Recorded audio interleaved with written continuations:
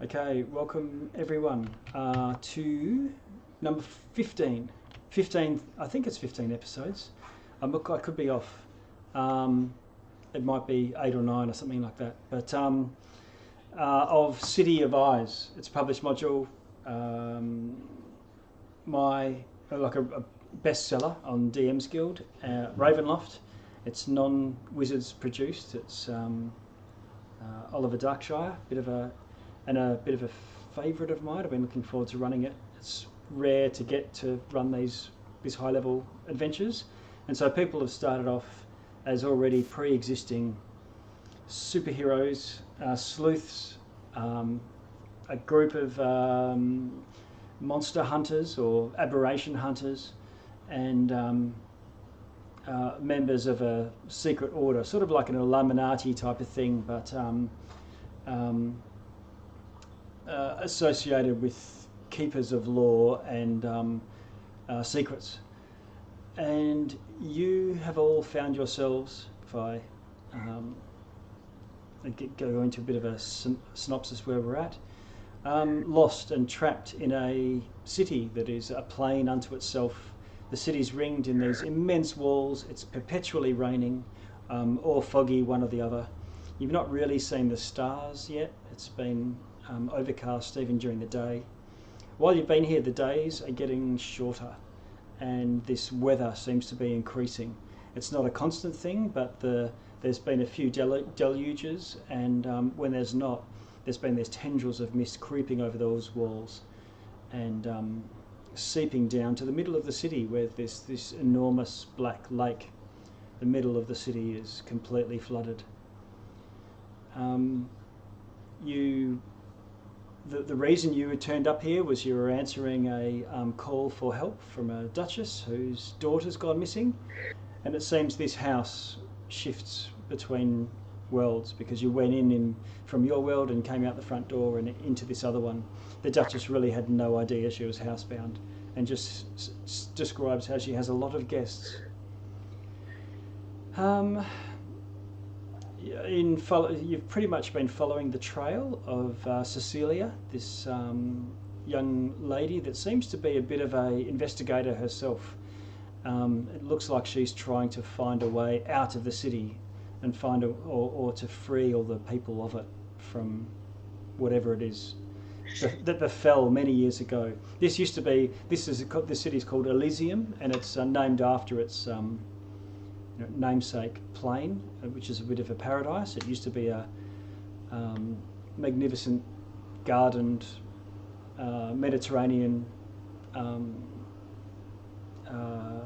climate with 13 gods that all were worshipped and playing along nicely generally. And you've seen some evidence of this from going through the shattered temple, which has been broken up into each area of the temple is a little demi-plane itself, only accessible by a secret infinite staircase that seems to go behind worlds and join them up. And while it is traumatic and exhausting, and it's haunted by a horrible creature, you sometimes have been dashing with your mind, opening doorways, jumping onto the staircase and rushing up to open the next door. Where else? Oh, you've encountered a enormous beastly spider type creature that seems to be haunting the upper atmosphere above the city, casting its web across the city and looking down upon people. And you've also got a bit of a home base in that there's a tavern which is still intact and has locals at it all the time. People go in there for a bit of respite, and you've spent a couple of nights there. And where we are right now is you've gone to answer a call for help from a local family. And it was quite traumatic. I think the father had died and then somehow woken up. It was a miracle. The gods have answered the call, their prayers. And the daughter refused to let any of the family into the bedroom because she was looking after dear father. And it turns out that both of them had been killed and possessed by these demons that possessed corpses, not living creatures. You've come burst in between the lot of you, made short work of this, of the two of them, and of course this mother and the young kid that is just, obviously traumatised for seeing that people they thought had been come back to life miraculously have now been slaughtered by these adventurers in their own home. You managed to somehow, I don't know, God knows how you did it, but you managed to convince her of the reality of what has transpired, and so she doesn't hold anything against you or your group, and so much so that you grimly assisted with the burial and funeral rites in the yard of the house. And this is where we find ourselves now. I see Sir Lottle, you're also joined us as well, so I'll just, for your benefit, just going through a bit of background. And I think it's worth for the four that are here, and I'm just lining you up in a, if you give us the elevator pitch of what you would look like to someone or of your character. So Solotl, I might get you to jump in if you're on the far left there.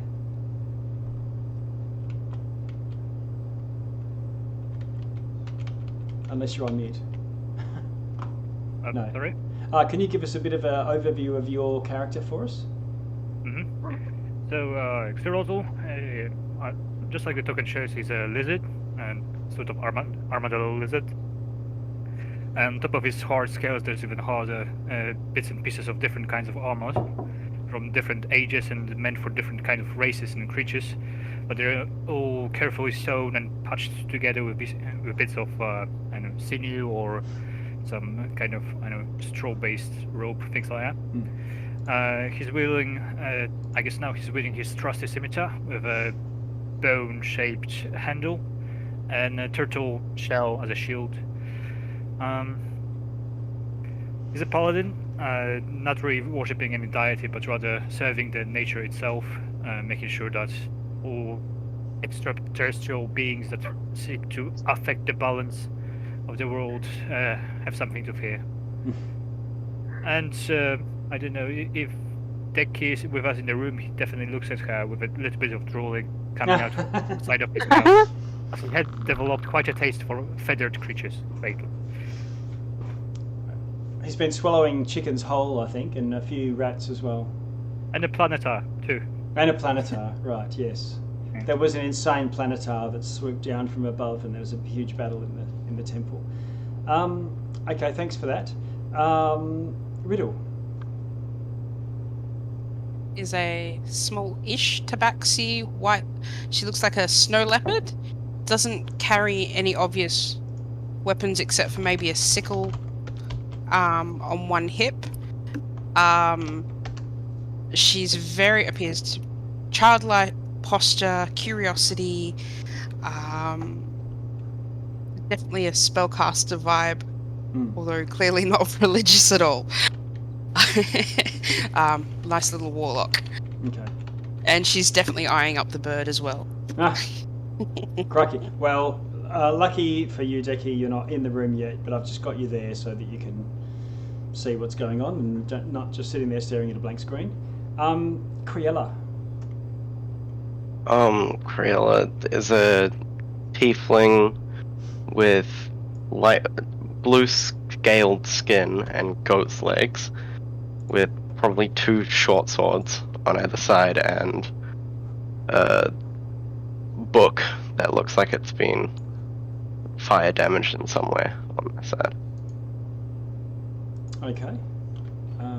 Thanks for that. And Lauren. Lauren is a tall 6'3" half elf, devilishly handsome, with a long black leather trench coat and what looks like to be a breastplate with a emblem displayed across his chest. and a lute across, slung over her shoulder. Okay, thank you. And I just want, well, Deki is not in the room at this stage. I just wanted to welcome our new player, Taiki. We're looking forward to getting into it, and yeah, and your PC will be joining us shortly.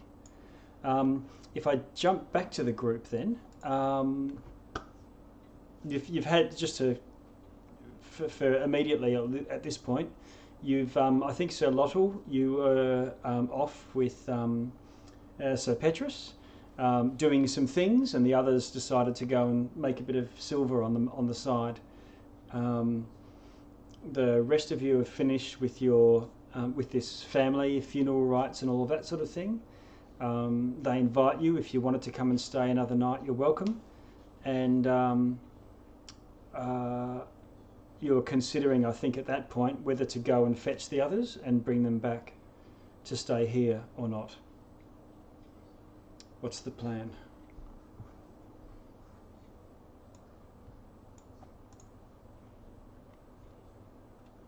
I think that would be Riddle and Criella at this stage. I think it's you two with. Yeah. So Riddle, Criella.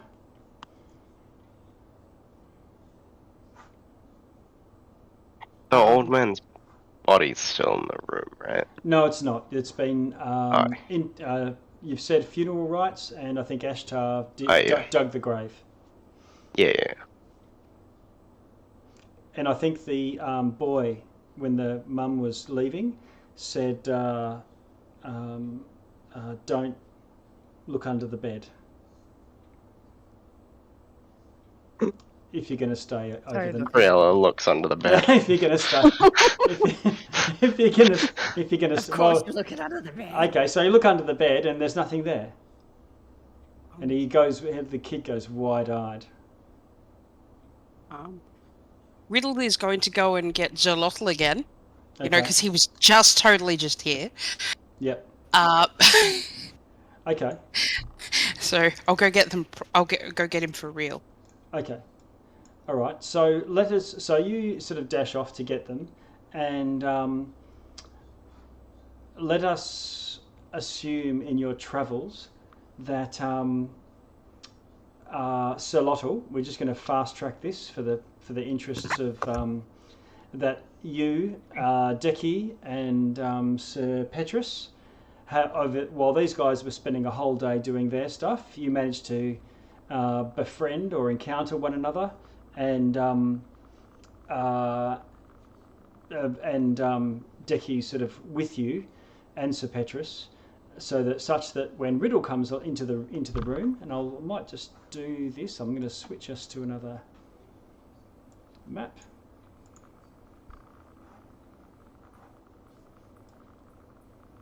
Just checking if you can see that okay. Yep. Mm-hmm. Yep.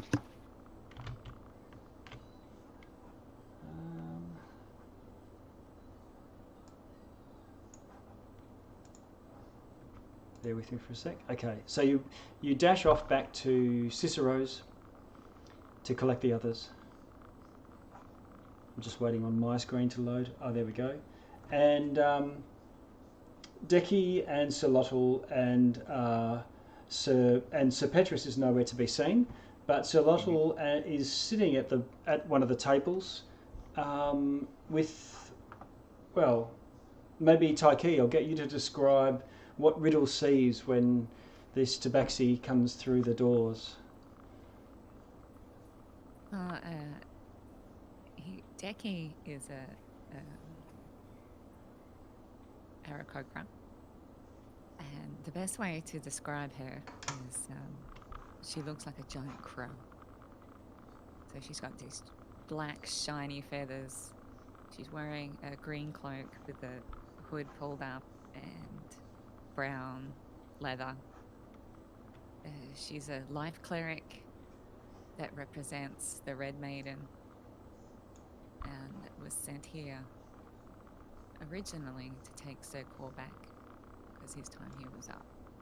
So she was sitting with Lottle to explain this and offer her regrets. And Sir Lottle, you would have seen Decky with the same sort of tabard and holy symbol as Sir Petrus encounter one another, have this quiet word, and then Sir Petrus is sort of stood and stoically said to you, "I must leave, but Decky here can be trusted." And he sort of, went off to out into the street. Okay. So where we have Riddle, so Aloran and Criella, I think you guys are. I'm just moving you off to the side here. Riddle, you've come in and you can see Decky and Zalotl. What do you want to do? I walk up to the Zalotl. Hey, Zalotl, you found my spare pair of wings. Yes, this one is Decky. She seems delicious. I mean, eager to join us. Riddle's actually going to walk behind you and like try and touch the wings and measure them out with her arms. Yeah, she can join. Hi, I'm Riddle. She turned her head to the side, like, her face like twitched. Hello. I'm Decky. What's your name? I'm Riddle. Riddle. And yes. And the others have sent me to come and get you, Zalotl. Where's our other companion? And I think Sergio would step closer to, not I necessarily dip my whisper, head but down. just Yeah. a little bit quieter to Riddle. I think he and this one might not really see eye to eye. He went away probably to cool off. Ah. Okay. Coming? Oh yeah, it's all completely unrelated, but just there might be this weird incident where we're going, they think they've not seen you before. Just roll with it. What? Never mind. Come on, big childish. Cats on to walk off. Yeah, Okay. I guess just follow. Okay, I'll move us back to the house. I want to walk in first, and I want to proudly declare, I found wings! Do they fit? And I have this puzzle look on my face. I turn my head sideways. Okay. I walk over and inspect the wings to see if they'd also fit on me. All right, so that night, I'm going to fast track again. The family of two now has made a large pot of soup. It seems to be quite watered down. And she says, there's only so much that we receive, that we have in our larder. So sorry, I'm stretching it out as much as I can.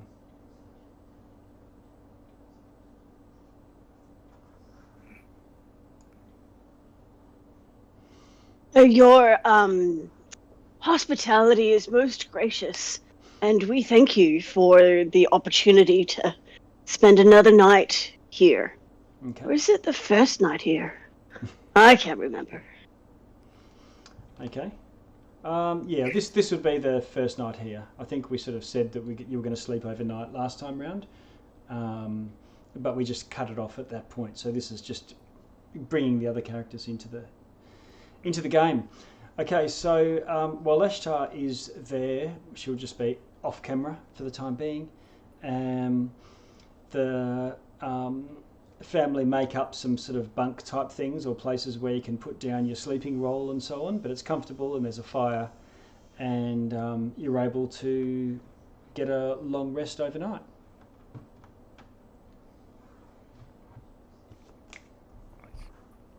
So, Can I invite the mother and son into my house? oh yeah, so you sure. I just it's a gift. Yeah, I just okay. you've done so much for us, and this is just different. You can spend the night there. It's warm. I have servants.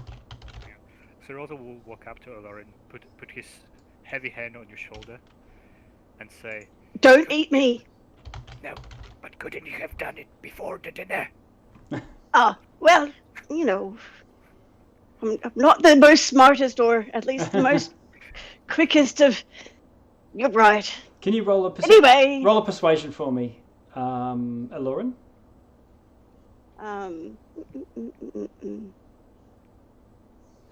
Persuasion.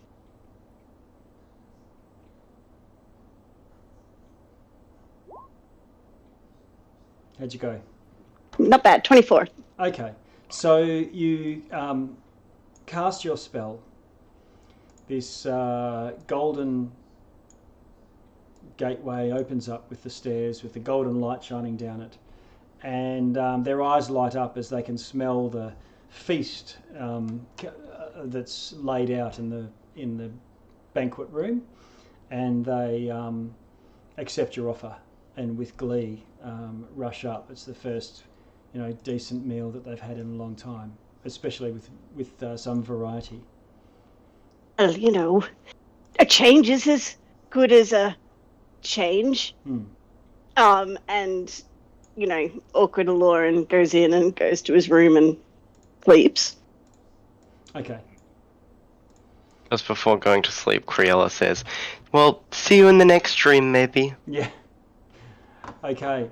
So as this is the point at which while you're having the sleep, while it is a long rest, you are beset by nightmares.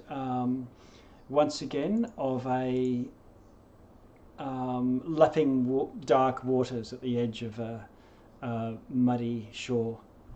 And I need everyone to roll a saving throw. How much madness can I get to in this session? Madness. Let's see. Here we are. What type of saving throw? Wisdom. Oh no. Oh no. Okay. Everyone huddle around the paladin. Yeah. Yeah. Unfortunately, I don't think it works when I'm unconscious. Yeah. So speaking of which, because it adds my thing out, Nice. that should be like 4 or less. Okay. So where are you, Solotl? Okay, so it was over 20 in any case. So looking at everyone has gotten above 10 at least, and while you have the nightmares, it's fitful, but you manage to get enough rest for it to be effective, and the dreams don't stay with you, and you're able to push them aside, push them down deep, curl them up into a tight little ball, and have a stretch and come out for the next day feeling refreshed.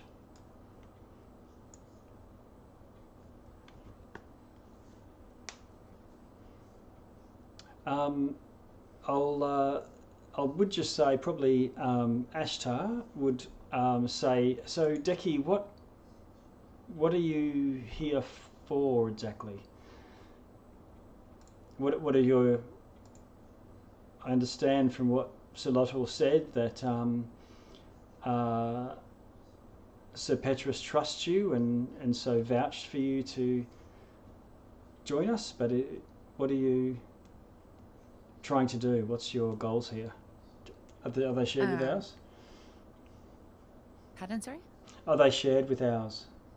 Yes, I was actually sent here to try and help these people in whatever way I can. Who sent you? Lauren Connor. I was sent here by my deity. On a mission from God. All right. What kind of what does it look like to know which god you come from? Oh, I serve the Red Maiden, who Right. is basically a healing god. Yeah. but it's kind of, you know, saves who she can and then buries who she can't. Yeah. It's like, yeah. That was it's a like, badass yeah, line. It's amazing. yeah, she's, yeah, it's kind of cut or dried. Yeah, pickle. Yeah, she doesn't really, yeah. For the rest of the group did encounter a shrine when you were walking around the streets, just doing an explore, and encountered a shrine to the Red Maiden. If you remember, holding her hand out. So there is a holy place that you know of in this city. Do you mean the place of like pain and suffering, or whatever it was called? No, it was just a shrine, just a statue of a red statue with a lady holding her hands out as if she was holding a candle, if you recall. I believe Cruella tried to climb it. And there was and there was flowers blooming around it despite, no sun. Gotcha. Yes. Have you seen that? I have not. I would love to see this. But the Red Maiden likes to grant solace to people in pain, so that is my mission. And this is a very painful place. And it's full of sorrow.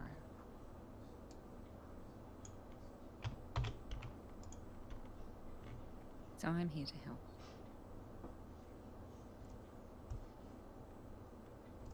And so where to from here then?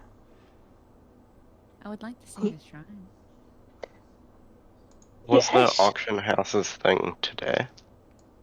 Oh, I'd have to When was that? go back in the chat. It was 3 days from the point Okay. that so we my left. For Riddle's 2 back days. scratcher. Yeah. Yeah. I think today And was the invisible cloth. So yes. Yes. Sorry. I've got a different question, but that's okay. That's right. So the auction house had they knew what the next 3 things were going to be. The first was a piece of tailoring and with fabulous colours, and and they were saying don't be disturbed by the eyes stitched all over it. The second one was a plinth, and they said, "Behold, the invisible rag." And the last one was a hand. Looked like a sort of severed, mummified hand with a set in a rictus, claw shape.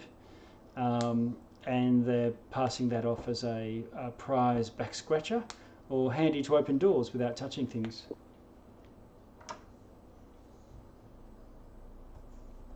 I can do with a back scratcher. I have a terrible time reaching behind my wings. Yeah. I would Well, not also always, like that yeah. hand. Right, see? Okay. So that Somebody could reach behind there for me sometime. Do we know that we can take Cruella back to Cicero's to help her get rid of another point of madness? he said he could concoct one of his bloody awfuls, but once you've drunk it, you'll never benefit from it again. Right. Okay. It's a shock to the system, and once you've experienced it, you can't really experience that shock again. Gotcha. Sorry, Dal. I thought it was going to be a good way to get you out of a very interesting hole. But there's always, you'll benefit from that once. Cool. So I'm going to move you out onto the streets here. Let's see, where is our map? There it is. Yeah. So did the party encounter the house where they do augmentations? Yes. Okay. Yes, you went into Dr. Zakari's lab underground. I didn't know about you guys, but I want to visit the Fletcher.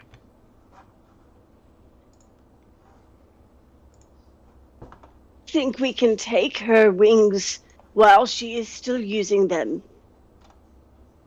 Mm. I'm sorry. Nothing. You should be able to I'm just see. whispering to. You should- whispering to Riddle. We can't let them know yet. So you can see in there where the party is in Cicero's bar. I'll ping there on the map, and that's where the swirl is. That's the party token. South of that, not too far away, is Fiddle and Blind's auction house, and further south to that again is Dr. Zakari's lab, and the shrine to the Red Lady is closer to the shore, on the further to the south. Okay. I think Sir Otto would like to visit the doctor's lab, but as any lizard being scared of the dentist, he would like someone to accompany him. I'll Okay. come to the dentist. Criella would go with them. Yep. So Taiki, Criella, and Zakari, or is the whole party Riddle, cruising on Riddle's south? going to. Okay. All right. It's on the way Lauren will now. also, but grudgingly because he doesn't want to go by himself. Riddle leans over to Krilla. I think black would look better on me, you know. Okay. Is it Zakari's weird, or is the lab. riddle not making any sense lately? I'd be scared to go to this dentist too. We could probably Look at stain it white if you wanted it to match your fur. Okay. Here you are at Dr. Zakari's lab. You make your way to the south of the city. Find this tiny little house with a signpost on it.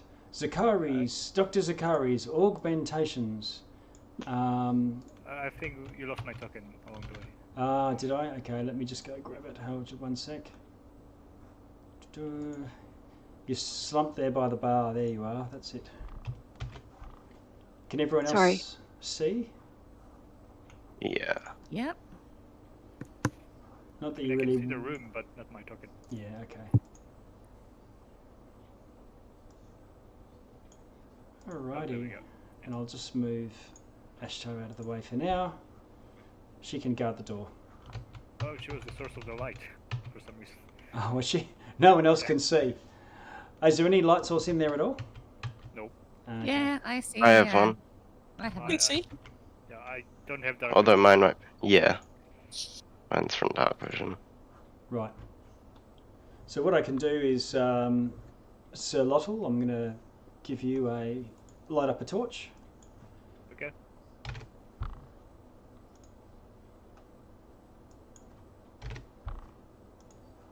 And that should give you a bit of light to see with. Yeah. And once again, Clara, the nurse, comes to you. Back so soon. Have you made any decisions or collected any corpses for us? No, I don't know anything about the corpses.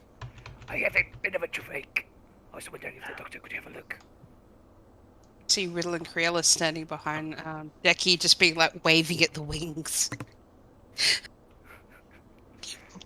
And Lauren's like face palming. I just like shake my wings a little bit and stretch them out. Yeah. Like keep teasing. I'm miming cutting them off Cop that. over her shoulder. The equivalent of two silent siblings squabbling behind our new party member, like they're mine. Okay. So she says, addresses you. What is it that brings you back here? Dr. Zakari's very busy after all. Well, I was wondering if you could put some silver plating on my What's the word? Incisors? No, canines. on my canines. Silver implants. Oh. Yes. Okay, I'll and she says, just bear with me 1 moment, and she sort of steps away.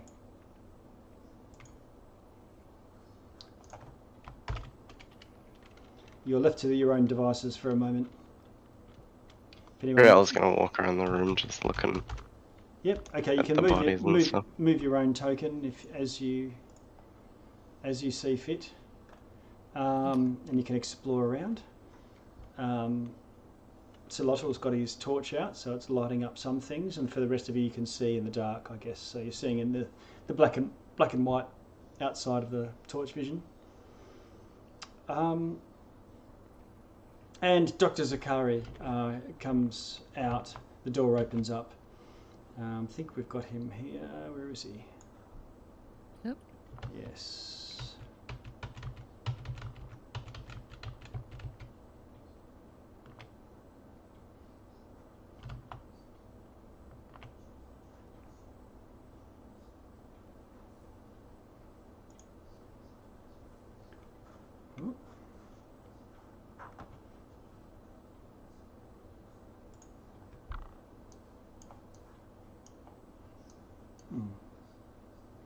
I've lost him for some reason.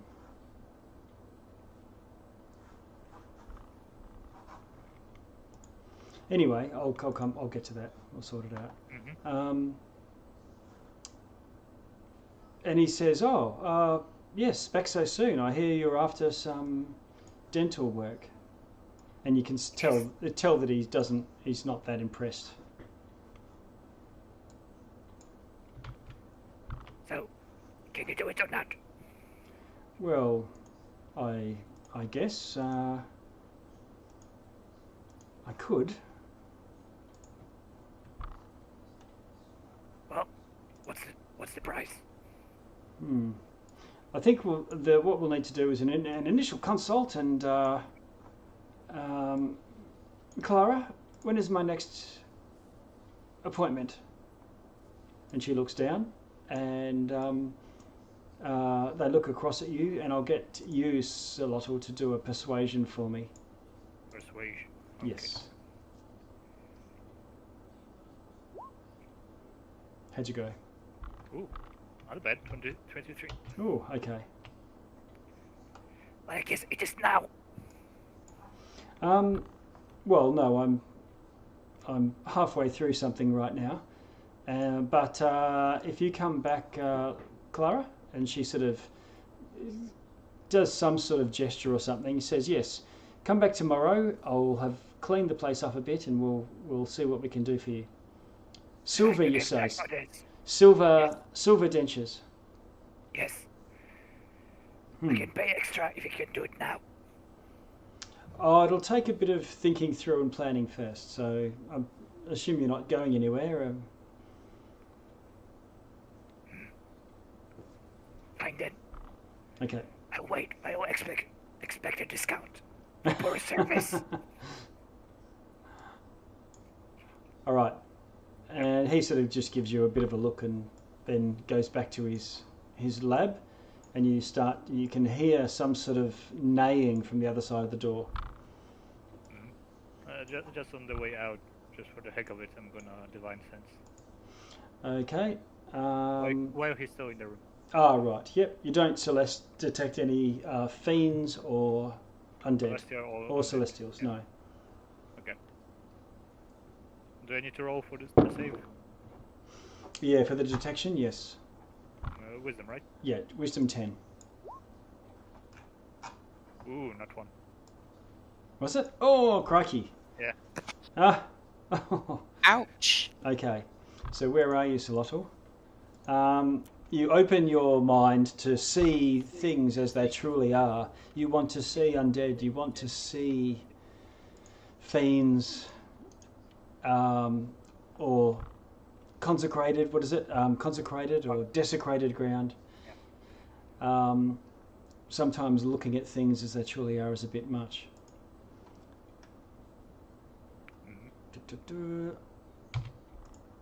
Can you roll a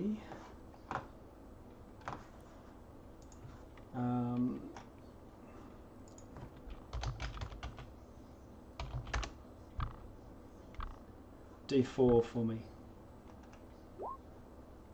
3.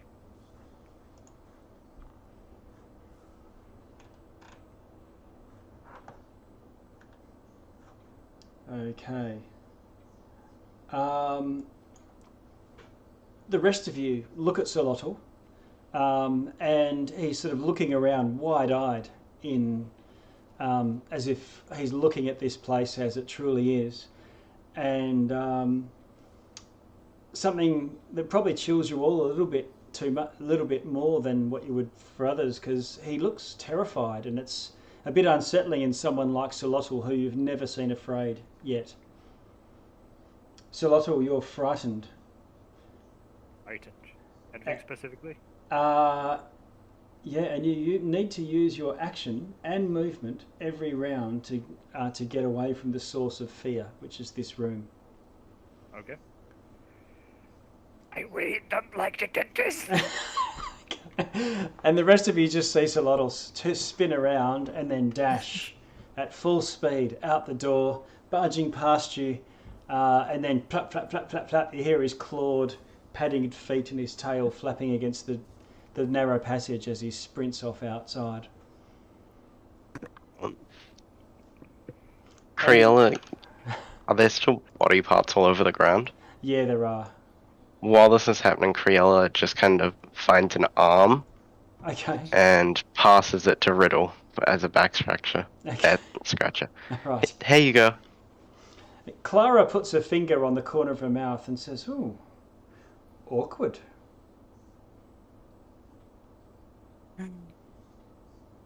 You'd best see to your friend. Riddle will throw the hand back and go, "What?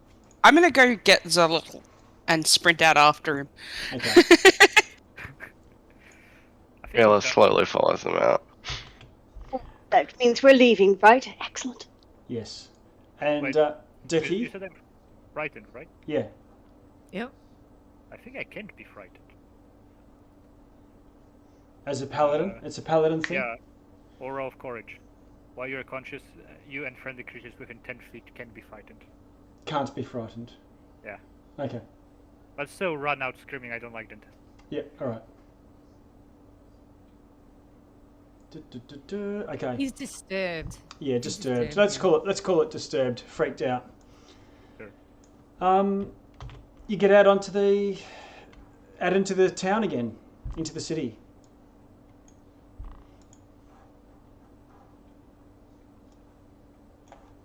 We are very close to the shrine. We could, while we're down this way. I would like that. I'd like that. Okay. I'm gonna fly there. So I'm gonna like Yep. tease the sky. Okay. And like spread I'm my also gonna fly there. Just and go. You're both getting dirty looks from Riddle. Okay. Alright, so there's this bat-winged tiefling and a black raven-winged... what's the closest proximity for the look? Was it like a butcher bird type thing, or raven? Crow. Crow, yeah. And when she opens her wings to fly, I think there's this red flash of feathers. Yeah. Okay, so there's the shrine to the Red Lady. You are making your way down. Who's in the lead here? It's possible The to flying people. Okay, so I'll get you two, or one of you, to roll a survival. I can assume one or the other is sort of leading the way through the place. You want to be me or? I suggest you roll survival. Yeah, okay. Okay. First roll. Which Apart- one's Apart survival? from madness, under ability checks. I think it's a wisdom based one. It's wisdom. Yeah, it's at the bottom. The very last one. Oh, At the bottom? crikey. Ooh, nice. Okay, 28. So with your first independent non-group roll, you safely lead the party to the Shrine of the Red Lady.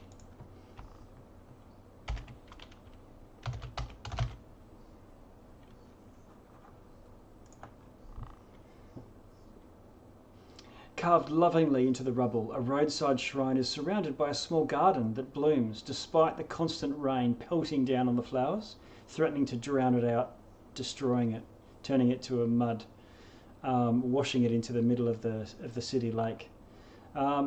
it's not red stone, it's painted red, and depicts a lady clad in armour watching the horizon, looking into the distance, and she seems to hold a single candle. Remember, this is stone, it's not an actual candle, but as if the candle alone can hold back the trauma of this place. You would know, Deki, that these candles are often, these shrines are often places where devotees would spend a night, take a long rest in vigil, and would light the candle, and it would sort of magically light. Oh, nice. Can I do like an investigation of the area? Yes, can you roll an investigation for me? Okay, or maybe let me just check if investigation or perception. What would be best? Well, that one might have a higher roll or another one, but perception is just noticing something. Investigation, sort of figuring something out. What are you trying to determine, or are you trying to? I was just gonna have a look around the area and just see if there's like anything special about this altar in this area. Okay. So that'd be investigation. Yeah, do an investigation for it. Not the greatest. How'd you go? 10. 10. All right. So from that, it looks like the rain has washed a lot of any tracks or anything away that might have given you some other clues. But it looks like there is a little bit of carbon build up around the candle. It looks like it has been lit in the past. Okay, thanks. And the wick is just stone. There's no real wick, no real wax. No. Yeah. You also feel like there's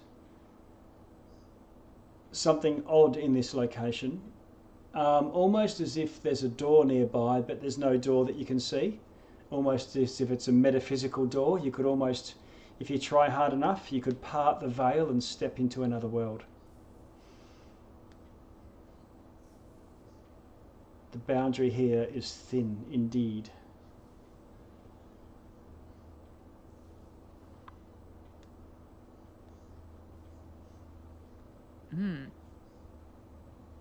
Can I do a perception check on that feeling? Yeah, sure.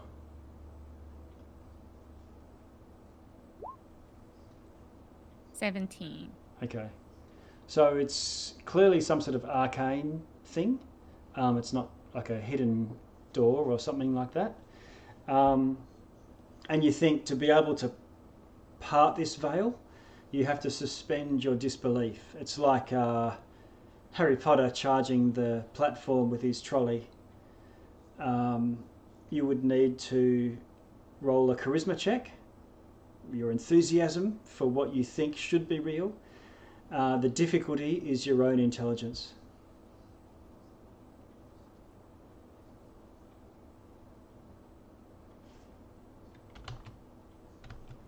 While she's having a look around, is there anything perceptibly different about this area? Yeah, the overwhelming difference here is that flowers are blooming. As in from the previous time that Lauren was in this space. No, it's all unchanged. Yep. Right. Could Cyril have a look at the flowers if there's anything special about them with his proficiency in herbalism? Okay. Yep. Kits. You can do a. It'll be like survival, I guess. It will be nature, but you'll get proficiency because of your if it's a herbalism type of check that you're doing. I mean, I'm already proficient in nature as well. Okay. Yeah. Okay. It's a mix of flowers. They don't look like they belong here. They wouldn't naturally grow in a city. Okay. I'll plug the one that looks the most edible and chew on it. Okay. Now, just coming back to Deki. Where are we? We are trying to decide whether we're going to try to go through this door now or Hmm. later. Are you explaining the feeling to the others? Because all I've just described is the sensation that you're feeling while you're doing your snooping about. Well, I do now. I'm just Okay. that happened all very quickly, and Yeah. so actually I'm just like, hey, I feel like there's something here, not just like that. Look at the flowers. There's. Do you think I should try going through this door now, or is there other things we want to try doing first, or? Oh yeah, that thing.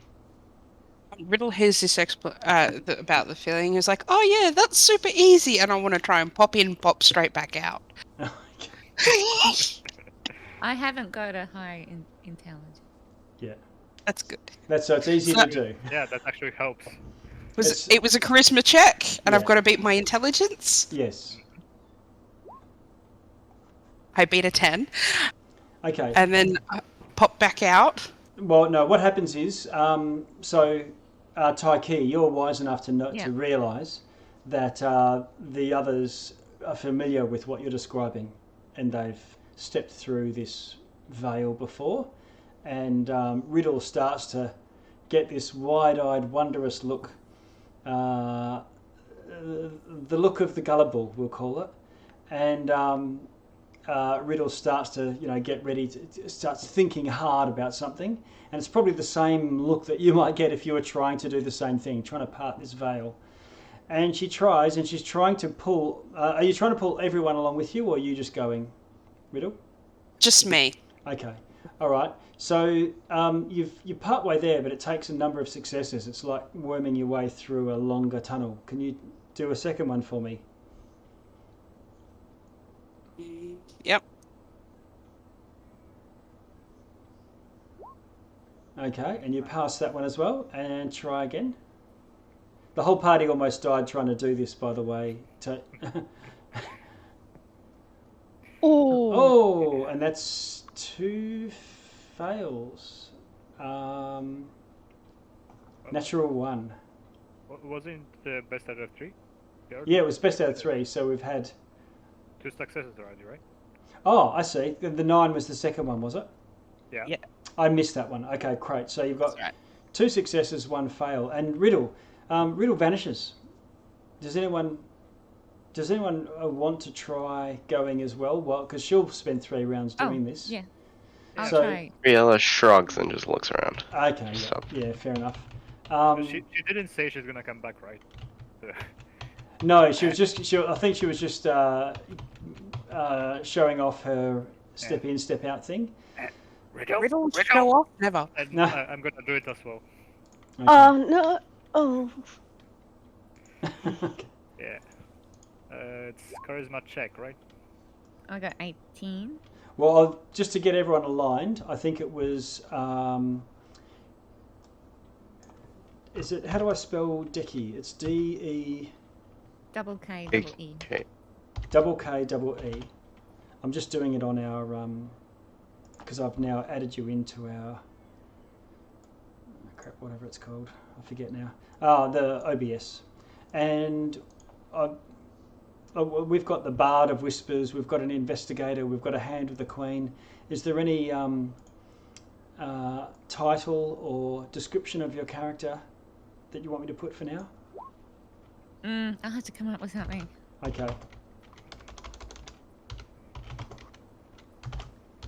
We can change it. I'm just putting Life Cleric for now, and we can make it cooler next week.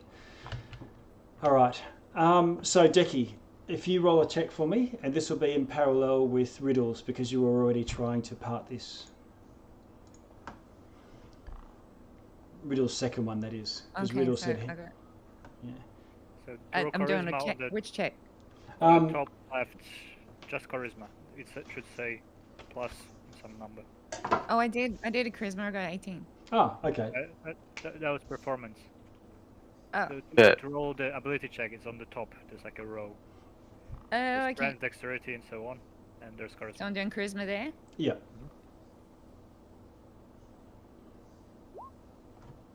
Okay, so you pass and you're part way through as well. Oh. Riddle's got one. Riddle fails one. And then in the third go, which is the time that Riddle disappears, Taiki, can you do a second check for me? And this is when Solotl, I think, will be cranking in there too. Also, you roll the save. So check is Okay, so higher, I'm higher not than the quite sure. saves. One box higher. Oh, right at the top. Yeah. Okay. 10, still a pass. Yeah. All right, so roll me your second one then, Taiki. 17. Nice. Oh, 19. 19. Okay, so you pass 2, and this is when Riddle vanishes. And then can you roll your third one? And I think Solotl, you've already done 2 there, I think. Yeah, but I'm doing it after they disappear. Yeah, okay. So then Taiki, bomb, you vanish.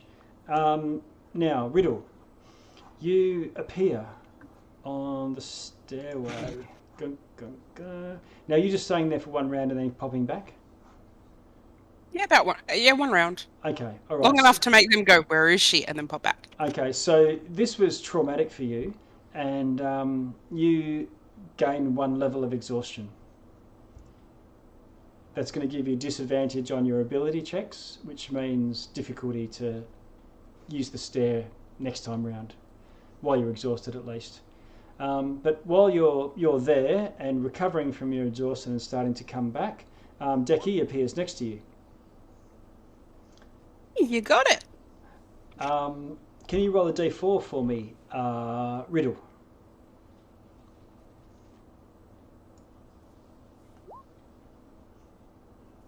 Just a moment. Hang on. Oh, sorry, I rolled it twice. 2. That's it. Okay. So you can hear these massive, slow wing beats coming from below. Let's see, I'm just moving everyone else who's not here at this stage up to the top.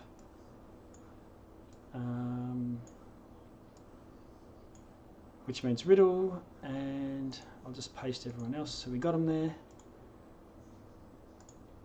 And Deki has appeared next to you. Riddle's just going to pause for one more round, and if no one else shows up, I'm going to try and pop back. Okay. So you can talk to Deki if you want. Any short phrase or something? Becky, are the others coming, or were you just trying to? I think they were trying to as well. Oh, okay. I'll wait. Okay. So you wait. Now, Solotl, What is this place? this is a staircase. I'll describe what you see. I was talking to Riddle. Oh yeah, is a staircase spiralling up. But Riddle, what do you respond? Sorry, I'm missed the. What was it? Sorry. I was asking you, what is this place? I believe they call it the Endless Stair, and it is scary. Can we fly up? Soon at the word "fly," Riddle just glares.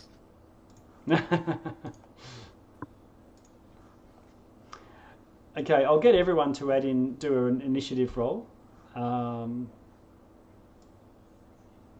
Just in case. Okay. Everyone in. Me included. Oh yeah, put yourself in. That way everyone's in there, and we can. Oh, so Logistic, I know that because my bonuses and stuff. It adds to initiative. yeah. So you add it to you, but don't worry about the ones that are not with you at the time when you roll it. Okay. Would I be? I would be with them though. Would I? Yeah. So what's the bonus? Yes. That's +5, I think. Let me double check. Okay. That's a 17. And so, Deki, to roll initiative, highlight your. I know you've rolled it and it's come up in chat, +6. but to +6 put to initiative. to put yourself into the initiative turn order, if you could select your token so that it's highlighted in Roll20, and then try to go into D&D Beyond and do initiative again. And this should add your name in there and all that sort of palaver as well. Great, it worked. Nice.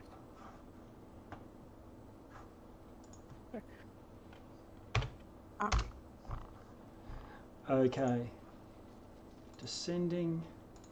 All right, so Lauren, I'm just scrolling through here. So Decky, Riddle, what did you? Sorry, how did you describe the stair? Oh, yeah, you did, and you said it's a scary place. Scary. Yeah. Okay. With a big smile on my face. Okay, and you can hear something beneath you in the middle of this staircase where there's all this mist. What do you want to do? What does it sound like? Beating of wings. Ooh. I think I'll stick with my original plan. I'm going to wait around and then I'm going to pop back. I'm not dealing with that thing Okay. by myself. Let's pop back. Okay. Uh-huh.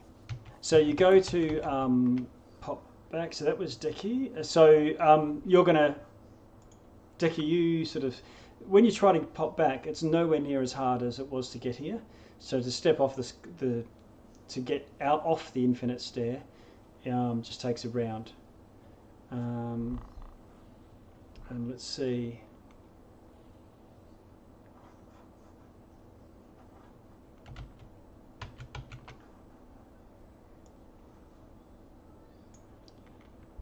Decky, you step through and vanish. Criella, Riddle. Just as it's your turn, you can see this hellish, shadowy, winged creature ascending from beneath you. Nopey, nope. I'm out. Okay. All right. Not cowardice, it's self-preservation. Yep, fair enough. And where were we on that? We're on the main map. I'm going to switch us back. Everybody pops back in. Solotl, you're at this point still thinking your way there when the other two pop back in. Looking maybe a little bit out of sorts. Okay. Can I stop it midway? Yeah, you can. Okay. I was mentally preparing to fight that thing alone. Mm. Yeah. They've tried to fight. Don't go in there.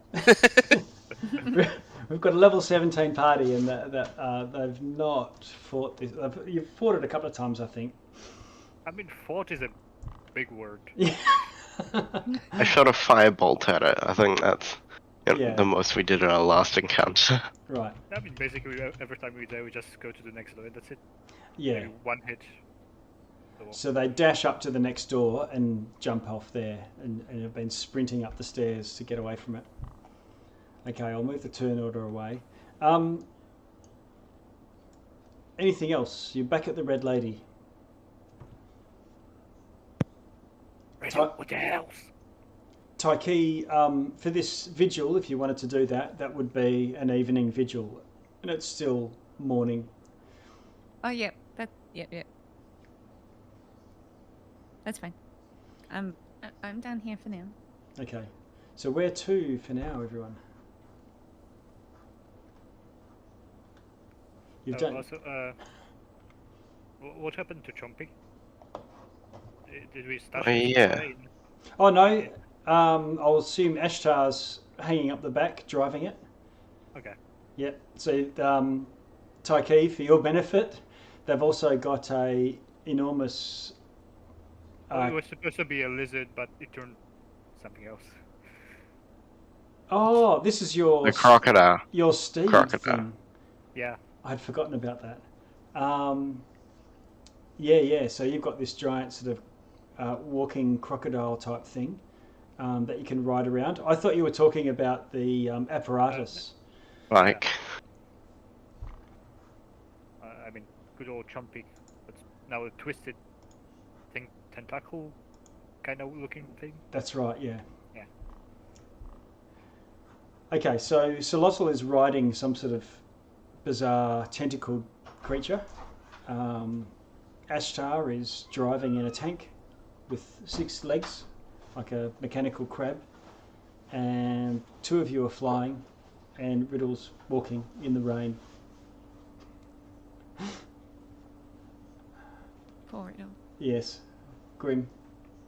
Oh, and Lauren too, unless you're going in the tank. But where to? I need to know. What's the party approach now? Are there I've any got my- other places in town I should see?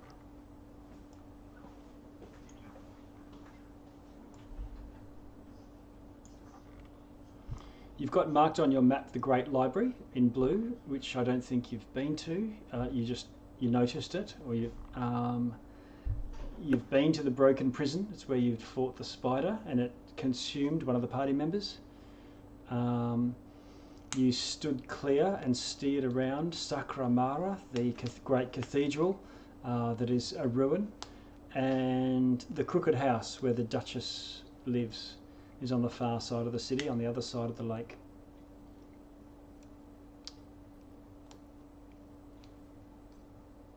There are some other locations, I think, that the party had heard about, the asylum and Snerian's bookstore and a couple of other places, but I don't know if that's something you wanted to try and find. But you don't have it marked on your map. These are places you've either been to or seen. I would like to go to the library. If it's not raining, I'm in. Right in Spike. Isn't it always raining? It is. I don't know if we talked with anyone that might have set the knowledge, but I'd also like to find some store or someone who deals with arcane objects of great value. Okay, so do you want to... Oh, well, the auction house is where magic items come up for sale, if that's what you're talking about. No, I'm talking of material components for the scrying spell, which is focus worth at least 1000 GP, such as crystal ball, a silver mirror, or a font filled with holy water. Oh, okay. There's not really anyone to ask on the street at the moment. Okay. I mean, he will be on the lookout for something like that. Okay. Okay, all right. But other than that, are you heading towards the library? Mm-hmm. Okay. Riddle's climbing in Spike. Okay. All right, I think this is everyone. If I draw your attention to it here.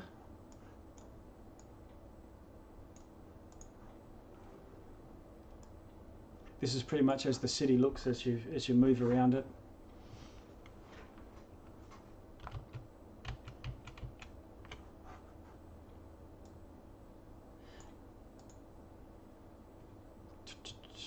Can I get someone to... actually, we'll do a marching order. So if we see, there's Spike, and Riddle, was it you that was saying you're going to ride Spike? Yep, with a shield over my head to reduce the rain. Yeah, okay. Because I'm doing tank cat. And Deki and Criella, are you sort of circling above or something like that? Yeah. Okay. Yep. Crayla's probably slightly behind because she's spiraling around rooftops and stuff. Yeah, okay. All right. So I'll put you back a little bit. That leaves Aloran and Celotl. Yeah, And I imagine Celotl is on Chompy. yeah, I mean, if Chomp is big enough to walk around the streets, then yeah. Oh, yeah, yeah. I'll be leading the Okay. charge with Chompy. Perch on top of this line. So then, Lauren could either be, oh no, yeah, Ashtar's in No. Spike, isn't No, she? I'll assume Ashtar's following along behind or out of shot. So there's room in Spike if you want to hunker Yeah. down inside. Absolutely. Dry. Okay. Let's see. I'm just bringing in your aberration here that you're riding, Celotl.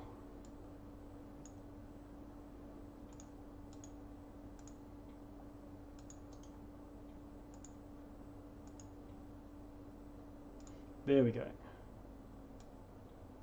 So it's got 3 legs and a whole nest of tentacles which you can clamber up and sort of sit inside, and they slap around you like seatbelts and hold you in. And then this 3-legged creature goes scuttling through the streets. And I think we've got a little... I'm going to zoom in here. This is just a bit too cool, these images. I'll zoom up your familiar. That's what little wild fella looks like. Your crow. And that's it. Can you give me control of the company? Ah, yeah, okay. I will. Let's see. And while we're at it, Sir Lottle, can I get you to roll 2d12? No, sorry, d12 plus 8, and let me know what you get. D12 plus 8. Yeah. Okay. I forgot how to use /R. Or just roll the d12. That's fine. Okay. And we'll add the plus 8. You should have control of your Yeah, that'll be beasts now. 16. Nope, still can't select it. Maybe if I... Nope. Okay. I'll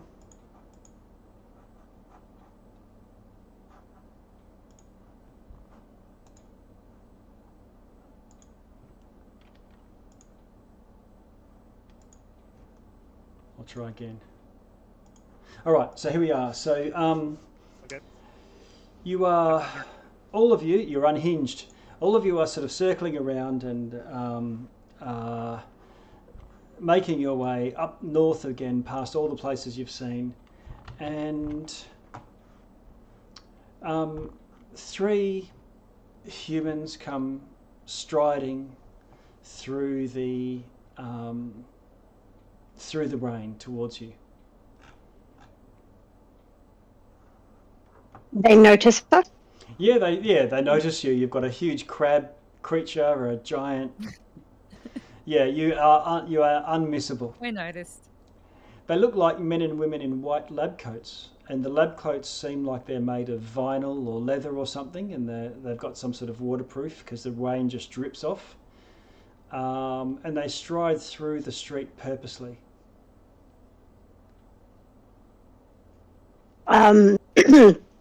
I'll open up the hatch of Spike, and my head will just kind of, what do you want? Okay. Let's see. I'll see if I'm pretty sure I've got tokens for them.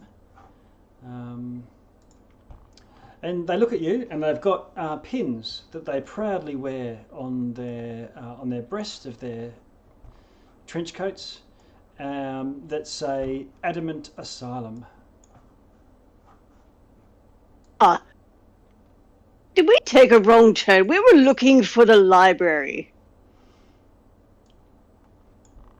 Let's see. Can you roll a persuasion for me?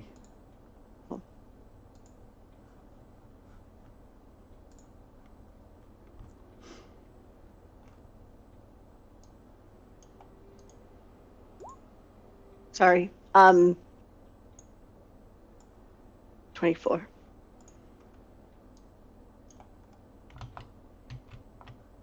Kind of hovered on the edge there for a little bit. I'm like, no, not a 10. Okay, I'm just getting the zooming in for others. There we go. Sorry, what did you roll? 10? No, 24. Oh my god. Okay, all right. Well, one of them looks to you and says, "Hello, my name's Nurse Blythe." And she turns and looks to the north and says, "You'll find the Great Library in that direction. You wouldn't happen to have seen a very dangerous individual running through the streets in this direction? They'd be wearing a green smock." No. I can't say that we did. Hold on 1 second, and his head disappears back into Spike, and he'll ask Riddle, "Did you see a strange person?" There are many strange people surrounding me right now. You'll have to be more specific. The ladies outside are looking for a person in green And his head comes back. Was it green plastic? No. I have Okay. a green cloak. A green smock. It Green smock. would have been buttoned up at the rear. He would have been barefoot. Green socks. Ah. Green socks. No. Did you see anybody wearing a green smock? No. Riddle. So Riddle is resisting the urge to make herself look like she's wearing a green smock and poke her head out. No. Riddle isn't. No, I have not. Okay, they say, oh, well, if you could avoid them at all costs, they are very dangerous and have escaped their treatment. Well, if they're dangerous, wouldn't you want us to find them and deliver them to your institution? Oh, one of the other nurses sort of looks you up and down and says, you do seem quite formidable. Yes, if you find you are capable, but don't listen to anything they have to say. They're spreading lies.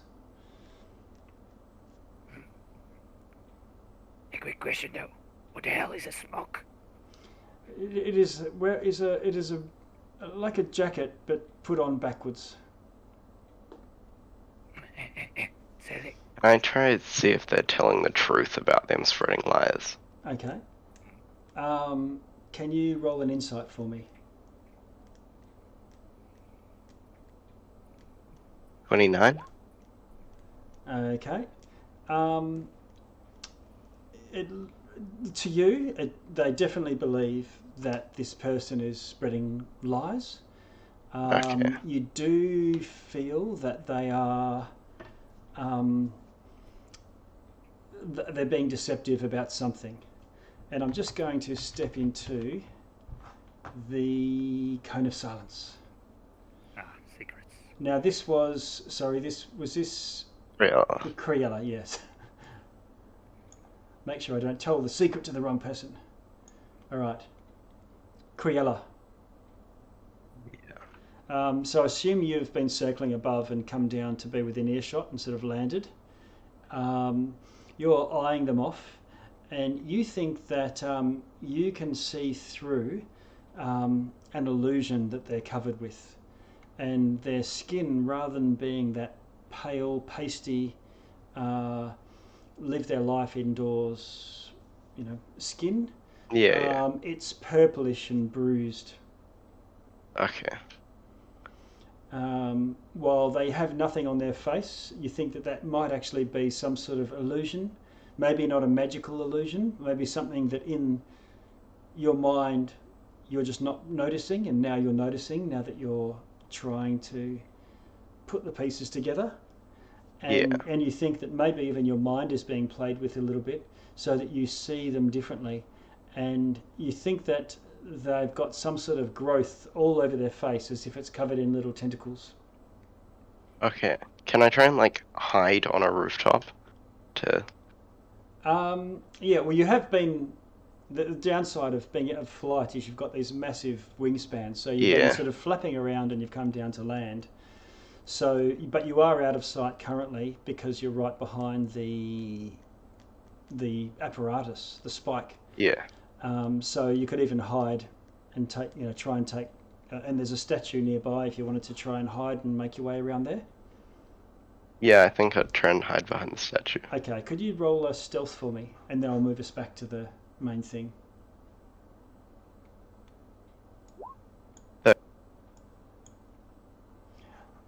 Okay, we're back. Riddle, you sort of look around, and you heard Criella land behind you. But when you look around, you're up there with your cigar poking out of your mouth in this tank sort of thing, and Criella is nowhere to be seen.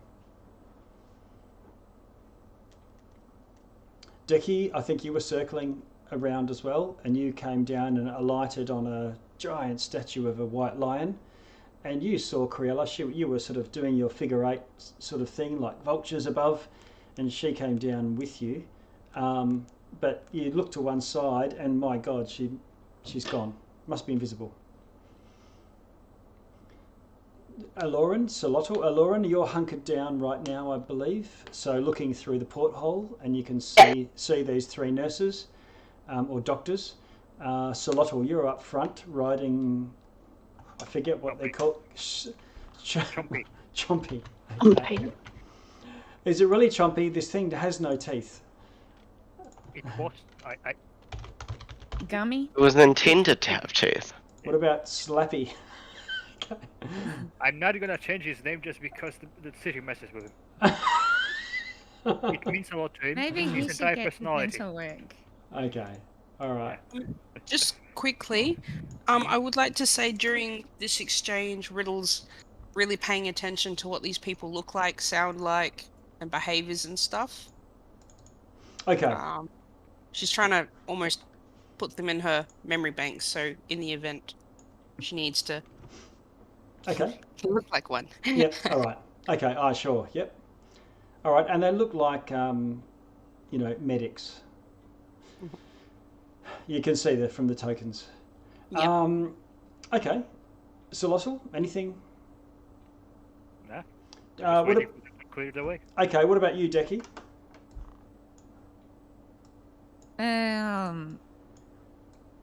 No, I'm just watching the exchange and looking at these people, wondering what on earth type healers they are. Okay. They And- don't look like any type of healers that. Nurse Blythe takes the lead, and Nurse Work and the other two follow in behind in a triangle formation, and they sort of stride purposefully off down the street.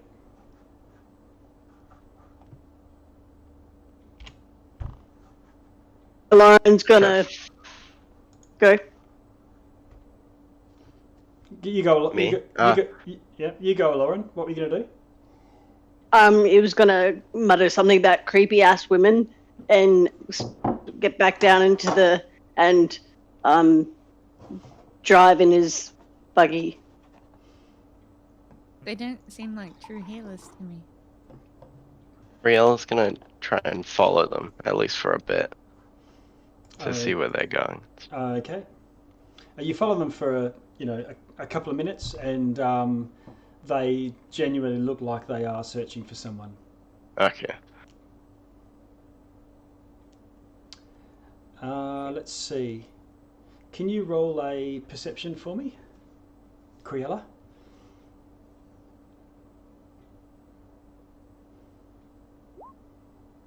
Six. Okay. At one point, when vision is limited because there's so much rubble, you see and they're looking around, obviously scanning the place. One of them seems to just step off a platform, some broken rubble, and just levitates and floats along. And she lifts up off the ground, just sort of drifting along with the toes dragging along the ground, and then completely lifts off the ground, genie style, and goes up about 10 feet to have a good look around, but hasn't spotted you. Interesting. She holds up a hand as if she's talking to the other two, and they sort of nod to each other. No words were spoken at all. But there was clearly some sort of exchange, and the three of them go as a group on down the street. I go back to the group and relay that to them. Okay. Hey. Criella turns back up from out of the shadows upon which she was lurking.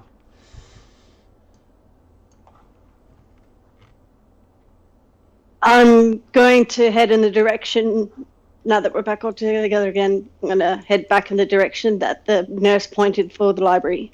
Okay. And I guess, do you all fall in behind and try to put these creepy nurses behind you? Yep. Okay. Although I guess Yep. we're keeping an eye out for some green smokes. From deranged I'm keeping an eye out for any more nurses. asylum escapees. Now library. Both. Yeah. Green socks and. Not socks, smocks. Oh, I know. She's just Oh, intentionally I mixing see. it up. Okay, fair enough. Deki herself doesn't understand smocks, so she's thinking socks. Oh yeah, fair enough. Okay, you travel on, and you think you're in the vicinity of the library.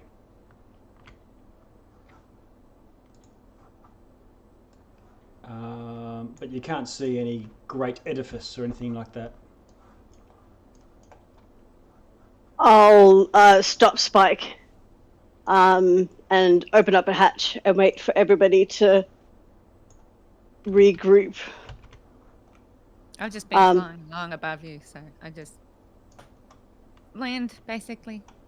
How big is Spike? Because I'll land on top of him next to you. Oh yeah, 10 foot across. Okay, yeah, I just like... And my claws like click. Shake my wings off because it's raining. I always keep my cloak up. Okay. Put up when it's raining. Try and keep my feathers dry. Can Deki and Criella, can you both roll survival rolls for me?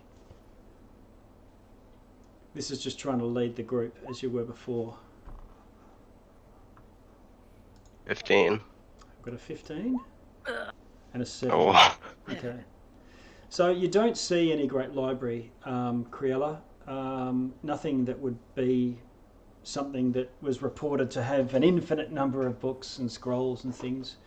But you do see a character in a hooded robe, in a cloak, under some eaves, just seemingly hanging out, just loitering.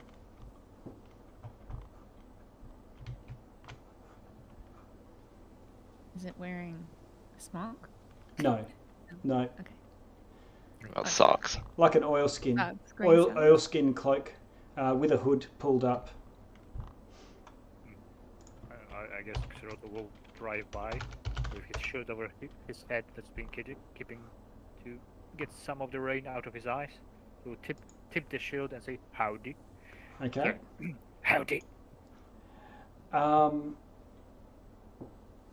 It's sort of the hood looks up to you, and you hear this sort of clattering, clicking sound, and it looks the face is insect-like. It has mandibles, not a jaw.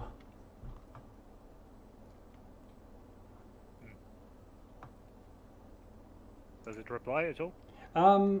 Let me just check.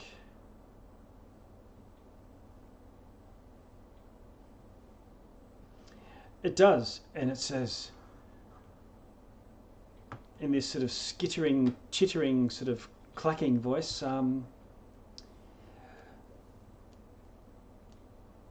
what brings you to this quarter?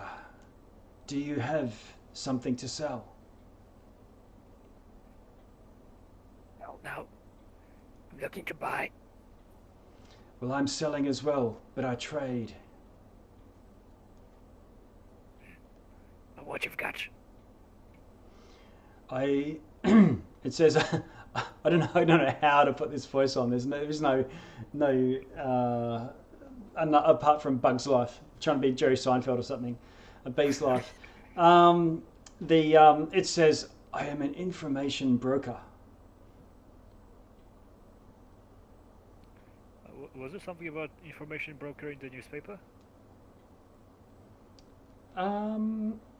Maybe. Okay. Maybe you might have seen references to information brokers.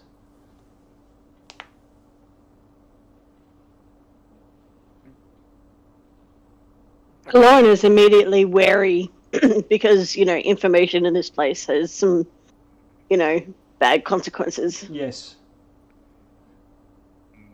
But Xeroto loses interest because... I was looking for something more tangible.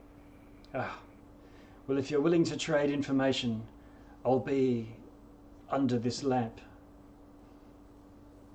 For the information on the location of the Great Library. Some people, not me of course, might be a little bit lost. What information do you offer in trade? Have you been or experienced things that others might not of this place? And this sort of clicking hand comes out of the trench coat and flips over a little notebook, and it sort of mimics licking a pencil.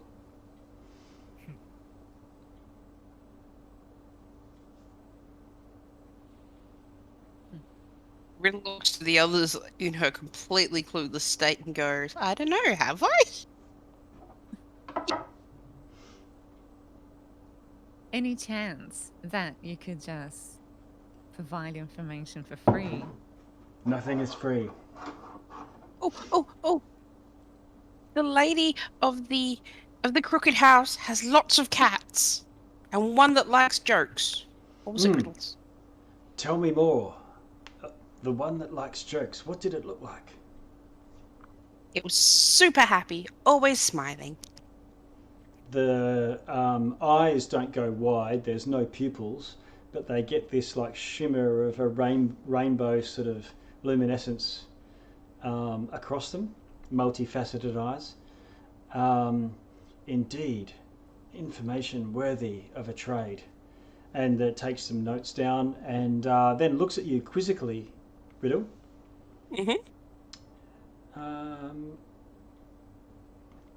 Can you roll a charisma check for me?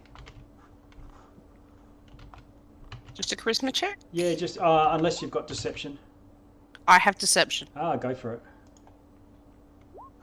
Much happier with deception. Okay, 20. Yeah. Dirty All right. 20. Okay, so the information broker's sort of trying to size you up, trying to maybe get more information out of you than you're willing to give away. You know, like cops might when they're trying to read people's body language and things like that, as it quizzes you about the Cheshire Cat. But eventually, it seems to give up and then points and says the library entrance is between those two buildings. And you can see where the information broker is gesturing with another clawed appendage. Thank you. And looking See, guys, I told you it was over there.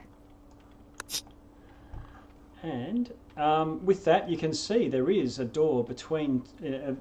It's the gap between the two buildings is about as wide as a door, and there is a door there in between them.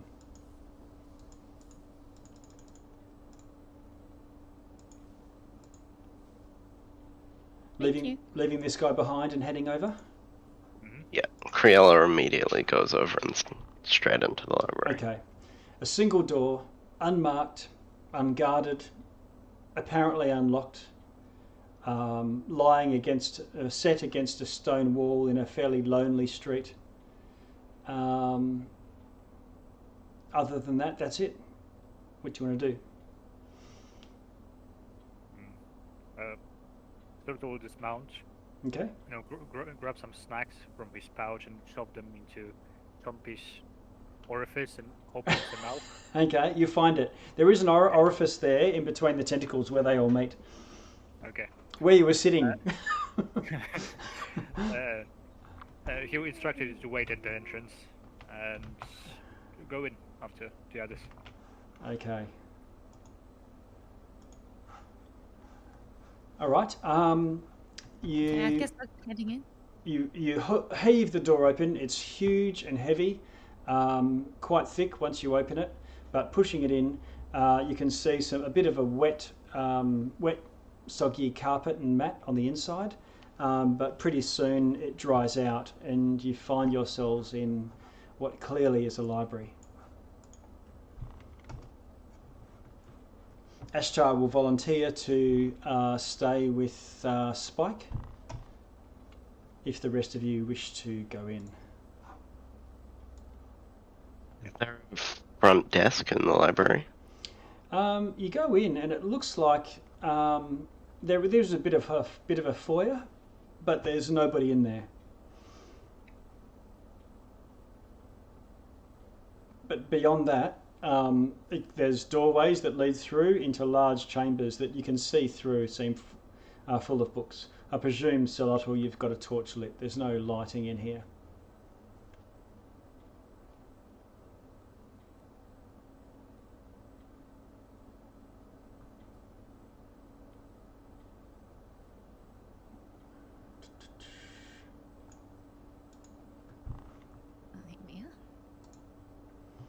So the rest of you going in as well? Yeah. Okay. Lauren's going to mage hand a book, just a random book off a shelf. Okay. I'll just place you all here first.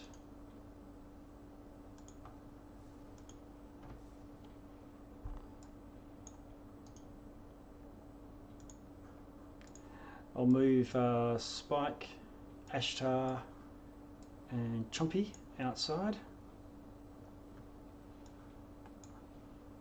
And the rest of you in here. And you can start to see rows of books. I don't mind if you want to move your own characters around a little bit, but you pull off a book, and it is about history of a place that you're unfamiliar with. It doesn't seem to be about Elysium either. It's in common. Yes. Criella sort of advances ahead a little bit, and Decky as well. I'm going Rails to do a investigation of the area to see if I can't find any interesting books. Yeah, okay. Things I might want to take or keep, or that type of stuff. Okay.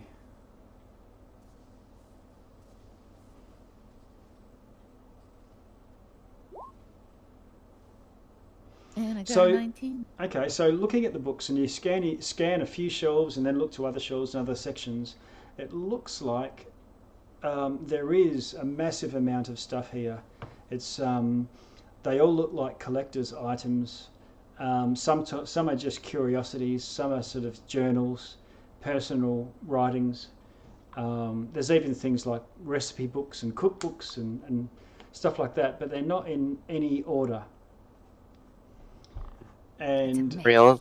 it's a bit of a mess, but you might, with enough time, you might dig up something valuable. So it's probably more, you suspect, about spending an hour or so here, and maybe something will be unearthed in that time.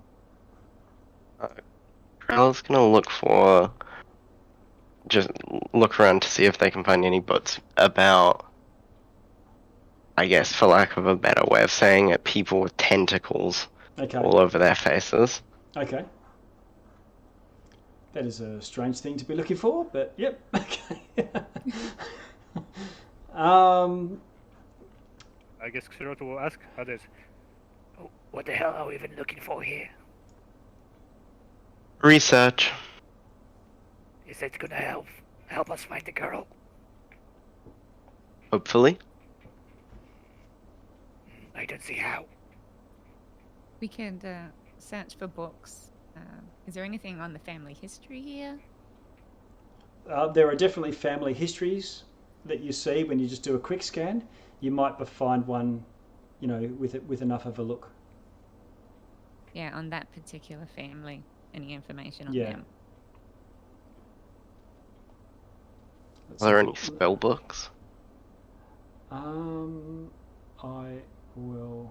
Well, I guess you'll have to spend more time searching. So you're looking through a lot of rubbish, or rubbish from your perspective, to see if you can find a spell book. So. Sorry. Let's see.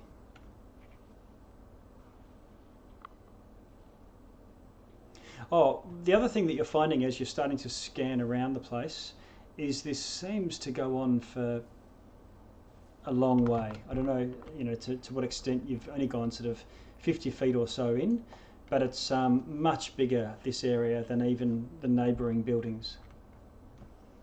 And then, of course, even if these two neighbouring buildings were the library, like a fake, facade of a library, this internal area is bigger even than the block, so it would cross the street. Doesn't make sense. So it's like a Oh, it's TARDIS small. type thing, you're saying? Yeah. Smaller on the outside. Yeah. Question: are most of the books in common, or are there a lot of different languages here? From what we can tell. There's a bit of different languages as well. Riddle's going to cast Comprehend Languages, and in particular look for anything that is relating to the Endless Stare, the Spider, Elysium in particular, and anything else that might have been mentioned in our travels. All right, so let's do... And for me, that means I have to basically run my finger over everything. Yeah. I think before all of us go into each, like, different ways, Zero would like to suggest I'll that we also use a buddy cast like system. Buddy Sorry, go system? Yeah. I'll cast a light cantrip to brighten things up. Yeah, okay, because looking in grey is not great. So that where are you? Oh, there you are, next to Solotl. Lauren looks at Criella and says, well, if you're looking for magic books, how about I do a ritual and see if we can hone down a little bit. It is a very big place. I'll pop into this room with books and like cast light cantrip. Okay. To light up this room. What's the cantrip, the light cantrip? Yeah. Yeah. Okay. So what I've done is I've added light to your token. It might not show anything because you've got dark vision anyway, but okay. So Riddle and Zerlotl, you guys are together, and I'm gonna stick with the catch. Okay, and Aloran and Criella are nearby. You're within the light source from Deki, but generally you're all within one chamber of each other. And what I'll do is I'll get Zerlotl.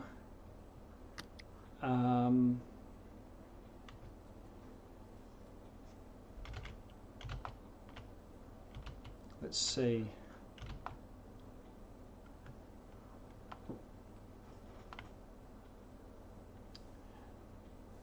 We'll do maybe just like a 10-minute search and get.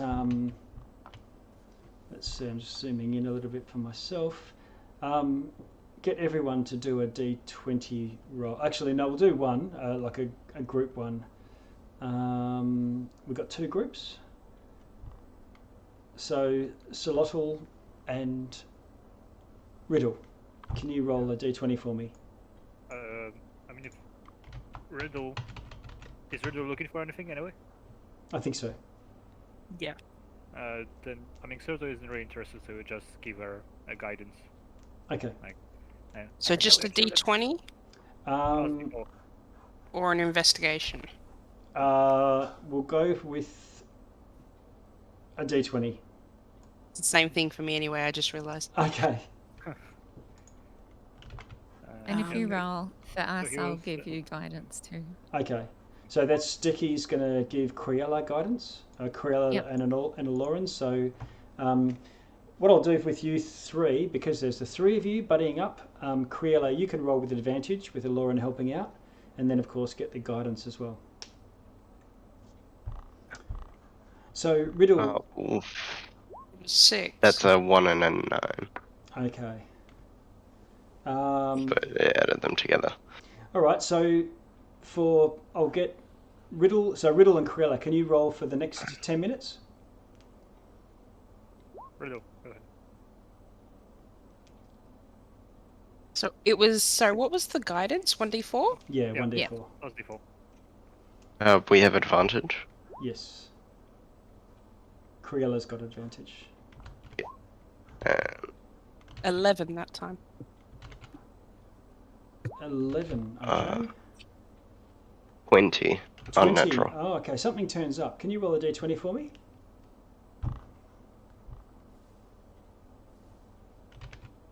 $18. All right.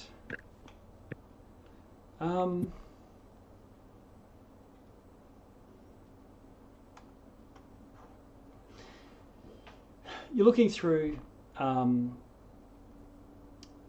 the books, and you feel like there's some movement in the periphery of your vision.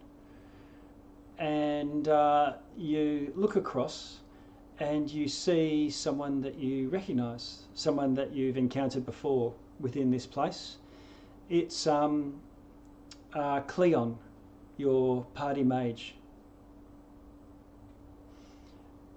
And Cleon is looking at books and flicking through and then putting them back, seemingly doing the same thing as you. Only Daisy? This is Criella, Aloran, and Deki. Okay. And Cruella presumably doesn't know who he is. Yeah, so the three of you have no idea, so... Oh yeah. Lauren met briefly. Guess Yeah. we're- Briefly enough to know that I'd seen him before, but maybe not to remember his name. No, that's right. Fair enough. Okay. But as I do recognise him, I'd call out to him and say, "Oh, hello, we've seen you before." I mean, I've seen you before, looking around awkwardly. And I turn my head. Hello? Okay.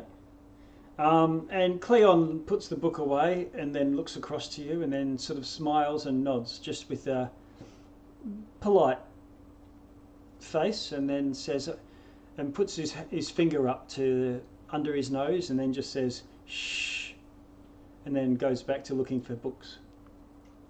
Lauren's going to turn behind him and call out to Riddle and Zilotl. Guys?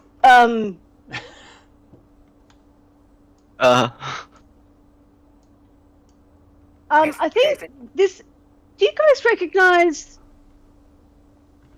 maybe it's just me. So Lottle, Riddle, you hear Aloran calling you over, and you see Cleon looking at books. Okay. If you want me to roll initiative, I will, but immediately he will cast Detect Good and Evil. Okay. Riddle's just going to say outright, "Oh my god, you're not dead!" And I'll walk forward, like rushing in. Okay.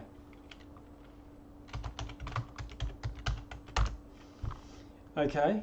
Cleon sort of looks across at you, and what did you say? Detect good and evil. Yeah, I put it in the chat. Ah, great. I should read it. Celestial, undead, fae, demons, almost everything. Yeah. Okay. No, doesn't trigger that you're seeing any of those things in Cleon, and you race over, and Cleon sort of takes a bit of a step back, and then looks down at your clawed feet as you scrabble along towards him, and then shh, and then goes back to reading a book. Who the hell are you?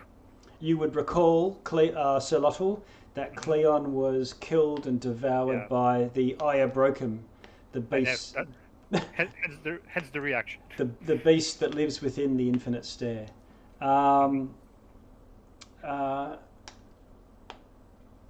Why, I'm Cleon, your friend. And it has this Cleon smiling at you with this sort of beatific, at peace smile. I want to grab him by the face. Okay. Feel if it's real. All right. You grab him by the face. Can you roll to hit? To hit. Yeah. Okay. Action. I'll do it unarmed. Yeah, it's just a...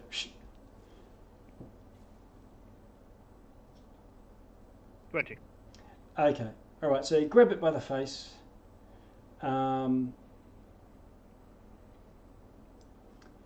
And it's sort of the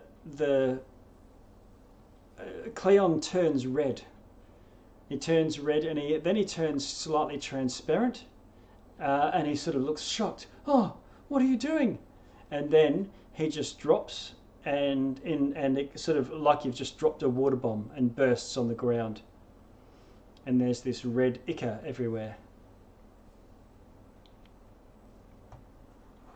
You broke him! I just glance over and then Well, continue that's- reading my book. Is the liquid on my hand? It's almost evaporating sort of instantly, like as if you got doused in kerosene. But there's a bit of a viscosity, a bit of an oily, slick substance to it. Can you do some quick, I don't know, Arcana or Nature, like sniff it or taste it? Yes, you can. You can try a Arcana. Arcana. Yeah. Okay. Can I guide myself for this? No. No. Okay. No. Well, if it's while there's still, if you want to do a guidance and then you're just delaying it by a round, that's all. Yeah, I get it. So Okay. 7. Okay, so you don't detect that it's some sort of illusion or magic or anything like that. It's and it's gone pretty much straight away. On high alert, I will look around for Okay. any suspicious activity. Okay. Nothing suspicious. Apart from Cleon just appearing in your midst. I'd like to wander over and have a look at whatever book he was reading, stepping over the puddle if it's still there. Okay. Can you...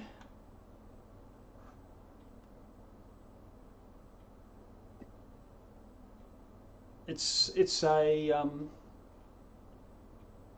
octavo, which is like an average size book, handheld, able to fit in a large pocket, blue cloth, heavily water damaged, and it's called Under the Waters. And this book gives directions on rare plants that live underwater. And from the prologue, it seems as if there was a time when Elysium didn't live under perpetual cloud banks.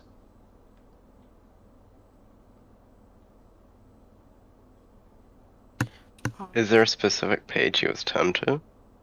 Oh, he looked like that was the one that he was holding, and he looked like he was flipping from book to book, searching in the same way as you are. When I glance at the books that are in the area, and any appearing to be similar content, like similar topics? No. Or is it still random? No, it's still random. Okay, well, I'll flip through this book and Okay. basically read out anything that seems of note. Yeah. I'm not doing a full read, I'm just kind of, Yeah. it says here that, it wasn't always like this. And that's what you glean from your scan.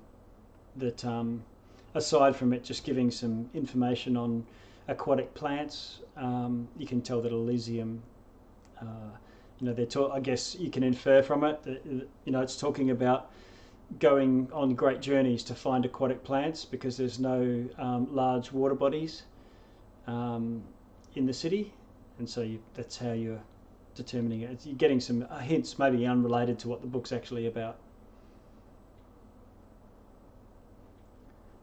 Do you want to keep searching? Do another check? Yes, please. Okay, I'll get you. I know, maybe seeing that Riddle has some trouble, so I would give her guidance. Okay, so we'll do the same thing. Riddle and Cruella, can you do your... Yeah, so Cruella, you've got advantage and a D plus a D4, and Riddle, you've got your plus D4. And is rolling horribly. Okay, that's all right. So you spent half an hour here. Woohoo! 7. 12. Nice. Okay, and over the course of, we're talking only 10 minutes of searching here. You can roll again. I'm just really counting time before something turns up or happens. I'll keep giving the guidance. Yeah, no problem. We'll go through this mechanic, and I'll just do a bit of a tally. Don't want to turn into a bookkeeping Dungeons and Dragons session, but 19. Oh, Cruella. Okay, so you're almost an hour's gone, and Cruella notices something. Can you roll D12 plus 8, please? Whoever was librarian in this place did a horrible job. Yeah. Plus 8? Yeah. 14. Okay.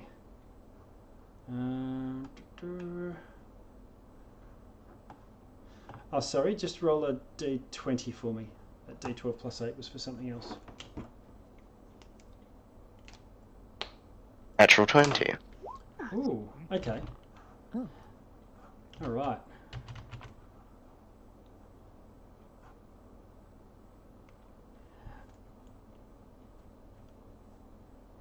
Who's got the light spell on them? Sir Lottle does, and I have a Decky. torch. Decky. Oh, you got a Decky as torch. Yeah, okay. I got a cantrip. Okay. Which definitely means there's no bookkeeper or anything, because they would freak out seeing a torch inside the library. Yeah. Okay. Oh, look! It seems as if this place is quite damp.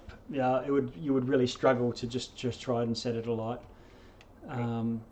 Aloran, Criella's looking, leading you in one direction and the other, and you see this enormous bulk come into the edge of the light from the north. It's an orb. It's floating. It's got many eyes. And Criella, your light goes out. Sorry, Decky, your light goes out. Oh shit. I would advise the two that I'm with and then try to see if it seems similar to the one that we saw in the Infinite Stare. Yeah, it does look similar to what you've seen in the Infinite Stare, but this one is physical and material, not a ghost. Right. That's real. Good afternoon. Okay. So I know it's like an hour past, but for the first 10 minutes when I had the detection, did anything pick on that? No. Like creeping at the edges? No. No. Okay. Yes, and then you get a heads up and a look of surprise from Aloran, Criella, and Decky, Sir Lottle and Riddle. They just look a little bit shocked and they're looking to the north.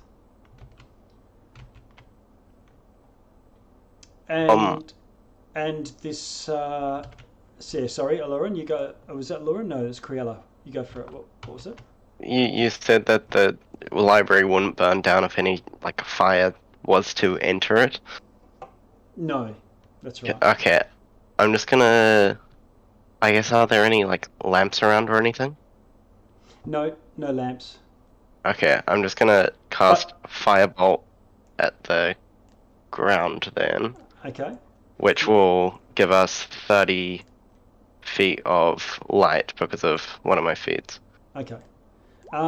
Sir Lottle and Riddle, you see Criella sort of go blah, blah, blah, blah, blah, get out a wand or get out of a thing and cast something, and then psst, nothing happens.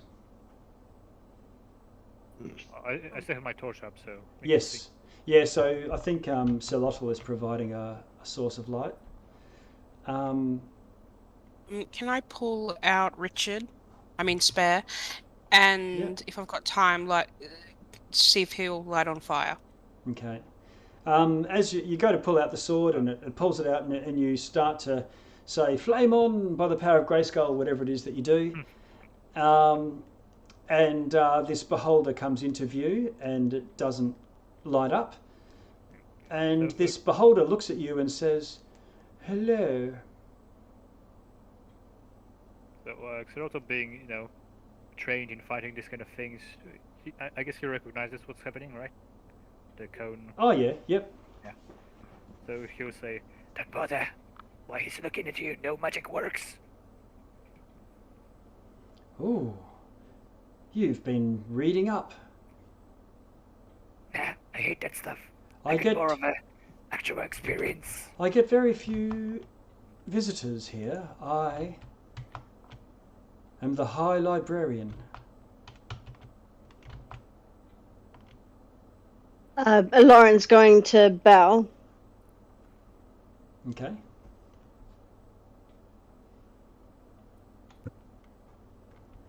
We are visitors to this place, and your library is lovely. Okay, can you roll a persuasion for me, Lauren?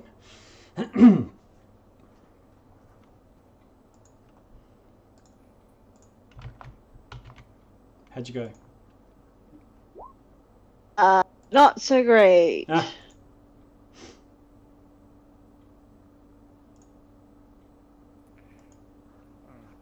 Anyone with high perception, I guess, would know that Xerot was literally itching to fight. Okay. He says, well, don't make a mess. This takes a lot to upkeep a place this size. But I take my leave. And he starts to drift off. Riddle's going to put her spear away and go, just a moment. Would you be able to assist us with something? See, one of my companions and I have made a bet that a certain piece of information can be found here. Look, I'm going to gesture over to Lauren and be like, thinks that you don't have anything on the Endless Stair. And I think you do, because you have a fantastic collection here. Would you happen to be able to assist me in proving him wrong? Endless Stair? Well... I still don't think there's anything here. I'm happy to do a deception check on this if I have to. Okay. Can you roll a persuasion just to... you can do a deception. You're trying to trick him into... 23. 23, okay. Let's see. The librarian sort of drifts out and says one moment, and then drifts out of sight for a moment, and then comes back, and there's this book levitating in front of it, with one eye fixing its gaze on the book. Some sort of telekinetic eye. And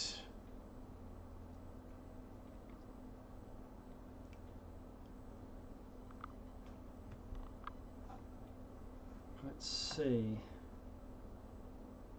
Just information about the stair, was it, Riddle? I think that's what I said, yes. Yeah.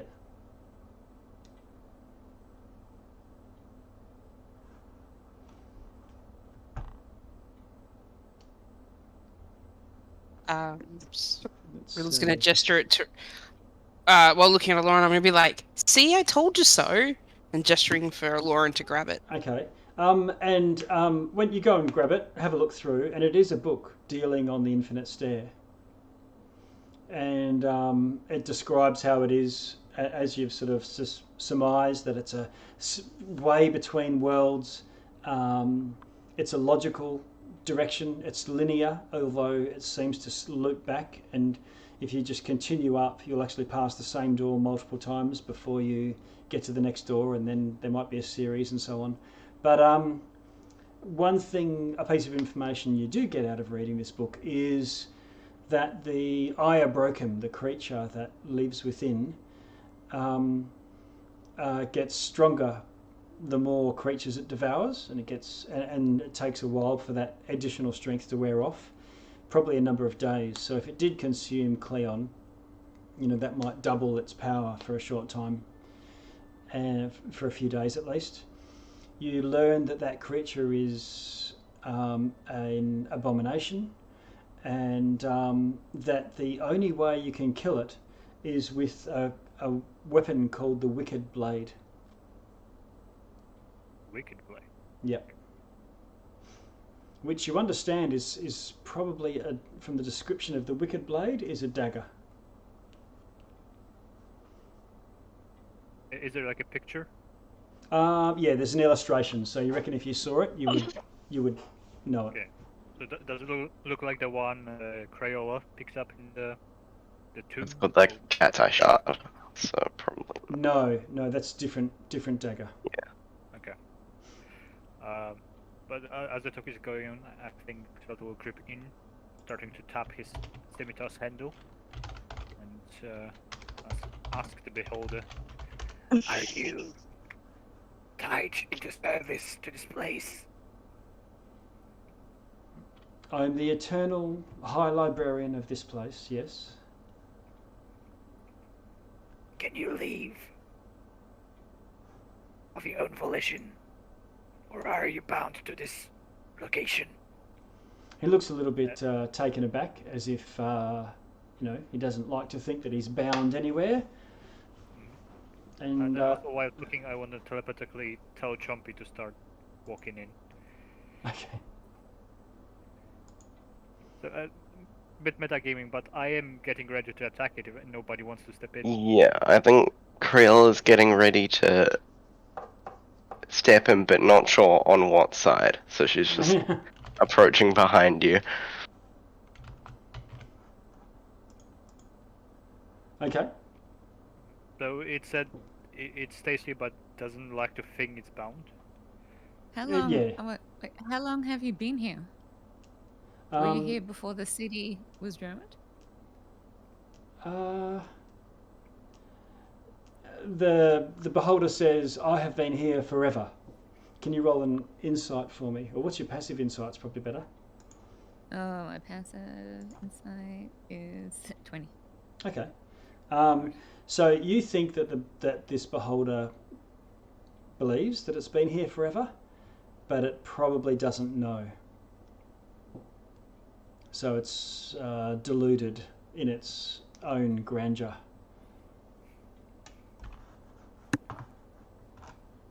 Does that mean, my friend, you were here before the lake?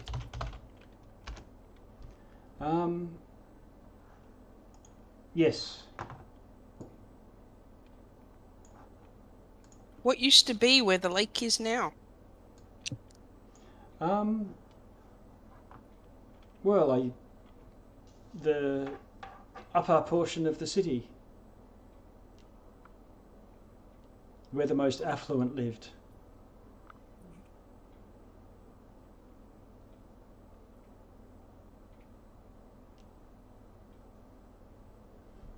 Now that part of the city is drowned.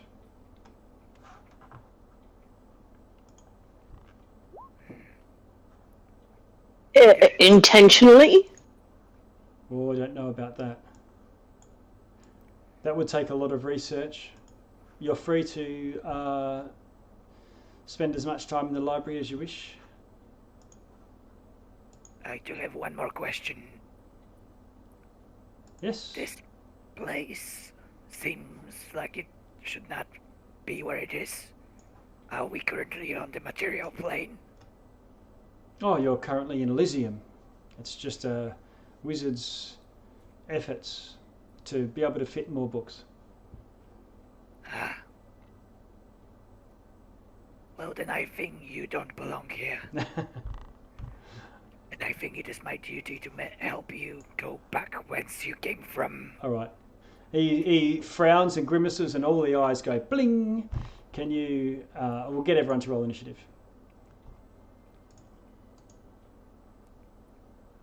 Everyone within 10 feet gets +6.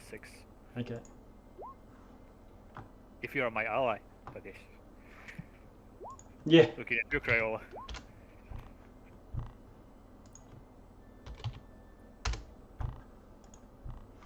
Okay. Roll for Chompy as well. Yeah. So I didn't know if I can add him. Like. I need to look up his I've added his turn if you want to manually roll it and just change the number. Okay. I need to find his stats.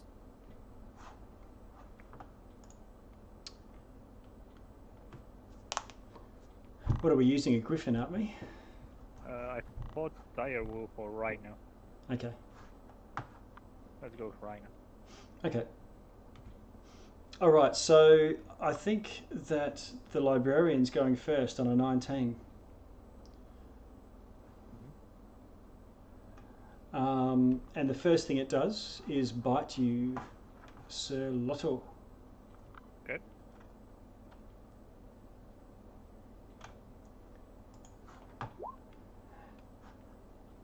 Just D20 for Chompy, and he has -1 to Dex, so that's Okay.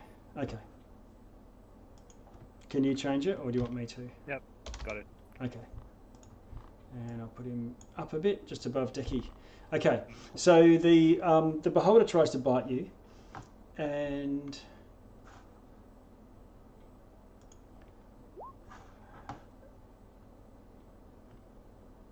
then a eye swings around at you,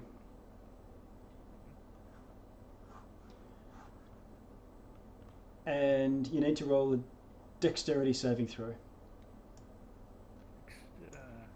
I think I have a feat for that. A line of black energy shoots out from one of the eyes. So if you're subject to acid, it allows you to make dexterity saving throw. You take only half damage, blah blah blah, and you can use your reaction to take no damage. And it was dex save, right? If you take the attack, where is it? If you're subjected to an effect that allows you to make a dexterity saving throw. Okay, cool. And is that a 15? Yep. Okay.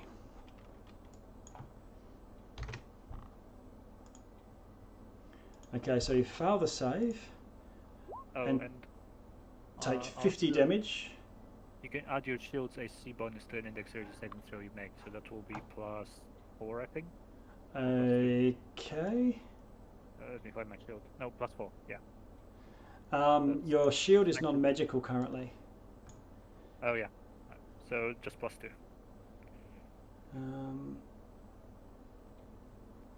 Okay, that's still going to pass. All right, so a disintegration ray comes shooting out at you, and hits your shield, using your shield to save yourself from the dexterity, and the disintegration hits. Target is large and non-magical object.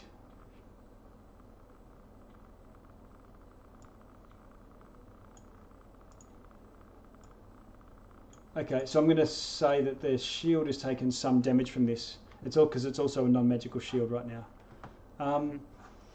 Aloran, can you make a saving throw? And you get Zolotl's benefit from being nearby. It's a wisdom saving throw, and it's a fear. So that 50 is the damage I take? No, you don't take the damage if you've passed the save. Okay.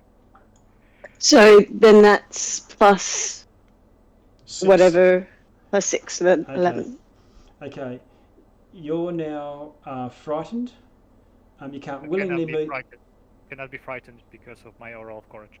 Oh, okay, all right. So the aura is continually on you, right? Yes. Okay. As long as I'm conscious.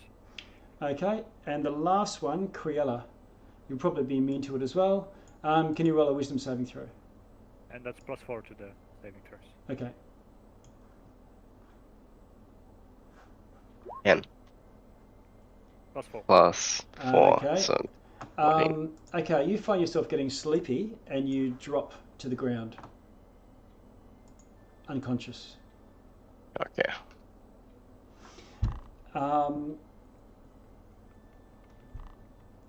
And this creature lifts off the ground and goes up to the ceiling. I'm going to put a 3. This is going to give you a free strike, Solotl. You can take a whack at it if you like. Sorry? You can take a whack at it if you like. Oh yeah, definitely. 19? Yeah, I'm class 19 hits.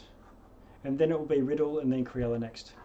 Okay, and I'm gonna jump 4th level Divine Smite into it. Okay. So first Unload. Yeah, first scimitar damage. Then... It's non-magical. Yeah, that's non-magical. Okay. Then it goes Divine Smite 4th level, so that's 5d8.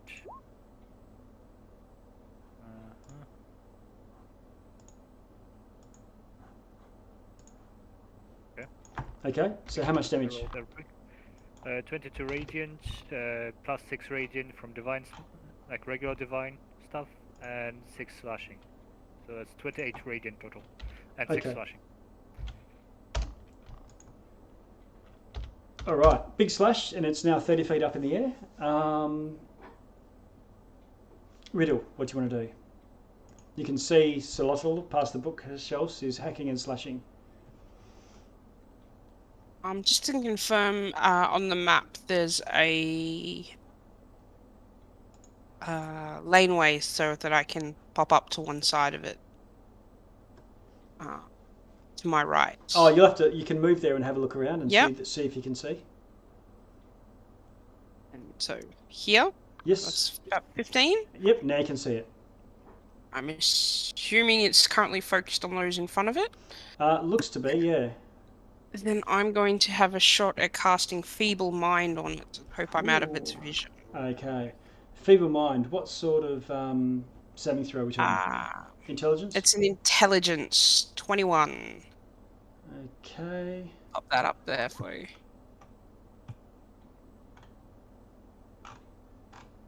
All right. Feeble Mind. Ooh. Okay. It fails its 21 saving throw and cannot. Its intelligence and charisma are now 1, can't cast spells, activate items, and is like that, I believe, for 30 days. Okay. Big spell. Okay. Oh, and takes the 4d6 psychic damage. Okay. Roll the 46. Oh, is that what the 17 is? Got it.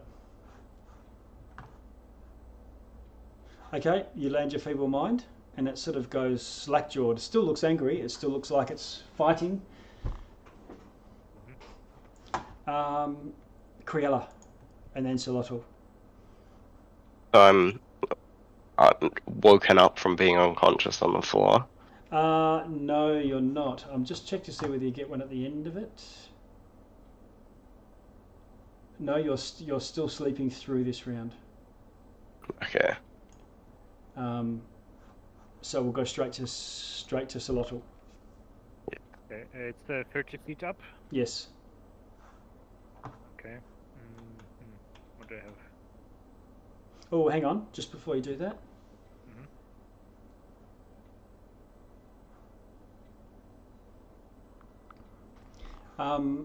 Is Feeble Mind in the chat? Do you want to, or should I look it up? Just can you put it in there for me?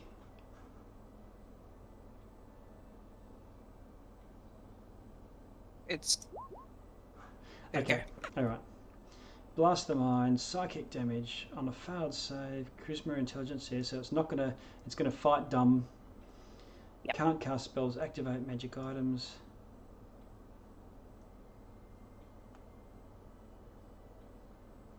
Yep, okay. All right, cool. Sorry, go on. That was Solotl. What are you going to do? 30 feet in the air, not much I can do. I'll just toll the dead at it. Okay. So I'm assuming it's missing some of its hit points, so that will be It is, yeah. 4d12. Okay. Ooh, 25 necrotic. What's the save? Wisdom. Wisdom. Okay. I can't see what I'm rolling. What I need to get. Wisdom saving throw. Oh, DC. 18.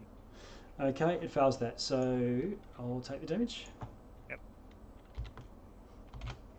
So I guess I'll move like... Nah, I'll stay with the others because of the auras. Yeah, okay. Lauren. Yeah.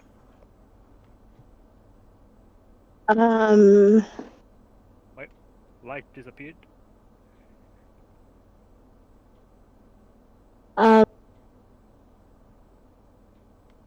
I would help you with that, but I can't. So I'm going to... He went 30... Is it still 30 feet up in the air? Solotl, what did you just cast again? Told it that... Okay, well, that didn't work. Sorry. You're still being looked at by its anti-magic eye. And your fire things are still off. So Aloran ducks around the corner. Chompy comes through.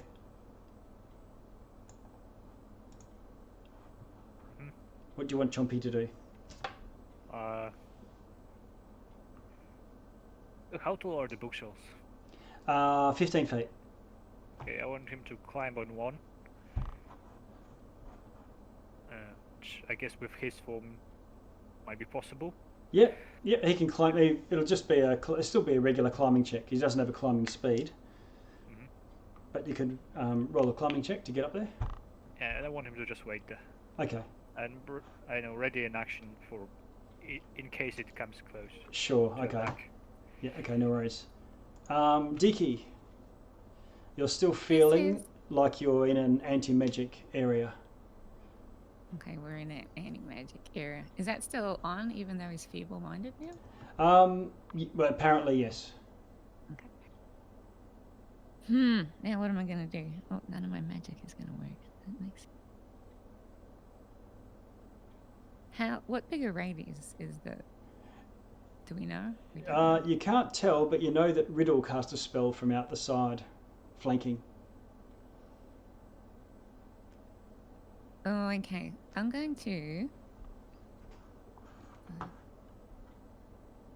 move out to the side to get out of the radius. Okay. Until I can feel I'm out of that. Yeah, sure. Okay. Roll your. Just do your movement. What do you do? 6 squares or something? Closest. Yeah, that's probably about. Yay. Would that be like out of it? And I'd still feel. Let's see. Yes, that would be out of it. Oh no, you're still in it there. Well, how about here?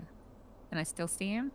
You can still see him. He's 30 foot up in the air. So long as you're back from the bookshelf, when you're standing right where there's a 15-foot bookshelf, you can't see over it. But if you go back a little bit. There. Okay, how's that? Still can feel it. Maybe about here or something like that. Okay. And how far am I? So 5, 10, 15, 20. Okay, so I still have range.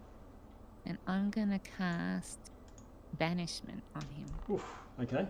Nice. Saving throw? Da, da, da. Charisma. Which he has. 1 at the moment. Yeah. So that's like a -5. Oh, it's intelligence and charisma? Okay, so it fails and vanishes. Bye. Well, that was anticlimactic. Sorry. I guess that's possibly out of combat, but And now he's gone. yeah, for a minute or forever. No, until the spell ends. Yeah. Well, if he's not from this plane, 1 he minute. punishes them forever. Yeah. Yes, So is he extra from? fun. It all depends. Is he from this plane or not? You don't know. We'll find out in a minute. We'll find out in 1 minute. Yeah. So the light is back on for some reason. Yeah, lights just turned back on. Everything. We got 1 minute to work out Yeah, what's. I'll climb on Chompy. Okay. Hopefully to be somewhere near the place where he disappeared. Okay. All right. So you try and get as high as you can. Yeah. I don't know. Before I go, maybe I will wake up Crayola. Oh yeah. Okay. And Cruella, you do wake up. You can stand up. Okay. I'm gonna fly on top of a bookshelf near where he is to be prepared for if he. And I will ready a swing. Okay. All right. Well, you're out of combat. You can't ready as such, but it'll be ready as well. Oh, okay. Eventually, it comes back a minute later, and it was Diki. Were you the one that did the banishment? Yes, I did. Okay. So it is from this plane. You're not sure. You assume so based on the way that your spell works. That you believe. Yeah. Riddle, what do you want to do? So am I gonna hide? But we interrupted his eyeball. Did that interrupt his eyeball? Until he came back. He's still. Well, he's got to refocus on us now. Yeah, he's still slack-jawed, and there's no rays shooting over his eyes. Before, every eye was flinging stuff, and he's not been doing that at all. Okay, so we got our magic back for now. Yes, you feel like you've got it back for now. Riddle, what do you want to do? oh. He's back in the same place as before, so I'm going to. Oh, there. I'm gonna pop back here. Okay. When you go out to that wing, right along that side of books, you can still see Yep. the creature, but you're off to out of the gaze of the large eye. Fantastic. Then I should have no problems throwing 3 Eldritch Blasts at him. Yes, you can throw 3 Eldritch Blasts. Roll to Oh, hit. my apologies. It's 4 now. Oh my god. Okay. Hang on. Roll to hit. 1 31. damage. Number 2. 8 force. That's the second one hits. And the damage. Another 8. That's 16. So 2 more. Another hit. 32, nice. Another 6. And final one. Hits again. All 4 hit. Nice. I'm just going to unload. Okay. And then I'm going to hide back in my corner. Okay. By the way, I don't know if it's like the module thing or a house rule, but usually beholders, like, they cannot attack things that are in their cone because it also suppresses their race. Okay. Well, tell me all about the rules out of the game. Sure, It's Cruella. Okay. So first I'm gonna firebolt him. Yep. 24 to hit. Okay. But that hits. Oh, that just rolled twice for some reason. I don't know why the 2d10 was, but 24 damage. Nice. 24. It lights him up. Yep. And then I'm going to use my extra attack to short sword him. Okay. Now, 22 to hit. Is this now evident that you're blade singing because of the way you're fighting and attacking and so on? Yeah. Yeah. Okay. And Now range wise, it's still 30 foot up in the air. I don't think you can reach with your sword. how far? Oh, you've got wings. Can I fly up? Yeah, you can. Okay, so you take wing, fly up, and attack with your sword. Armor class 22. It hits with your short sword. Damage. Guessing damage. 10. 10. Other. Okay. Big hit with the 10. Boom. Short sword goes into the hilt. Sneak attack. Oh, yes. 26. And bonus action, second melee attack with Cat's Eye Shard, 23 to hit.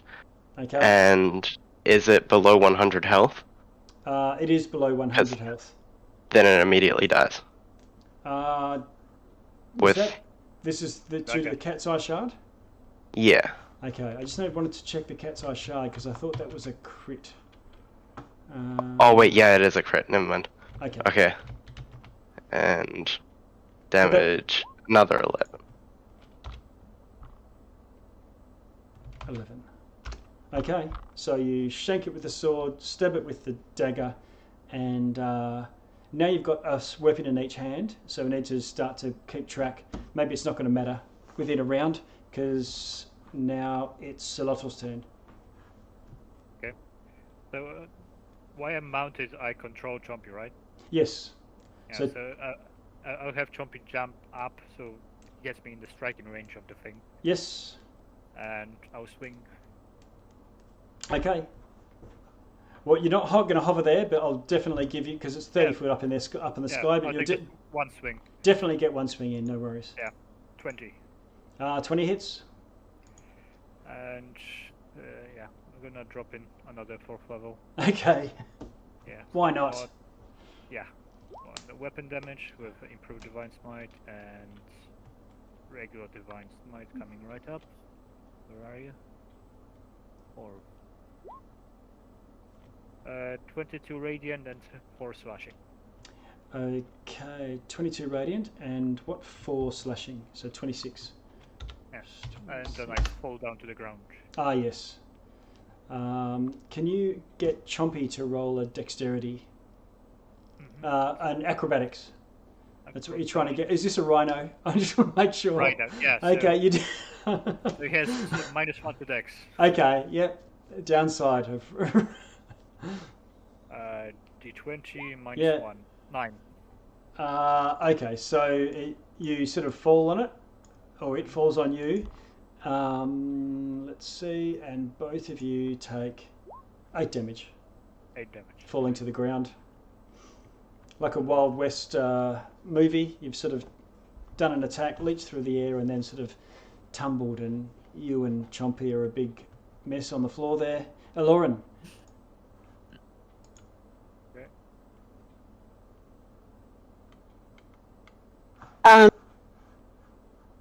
Top of the bookcases, can I see above them to, if I took a step or two backwards, could I still see? Yeah, if you can't see where you are now because the bookcases are so close. Bookcases in the way. But if you move back, I'll let you know when you can see. You don't know whether you will see now until you actually do. Yep. So move 10 feet back and you can see the beholder easily. Right. I'm going to cast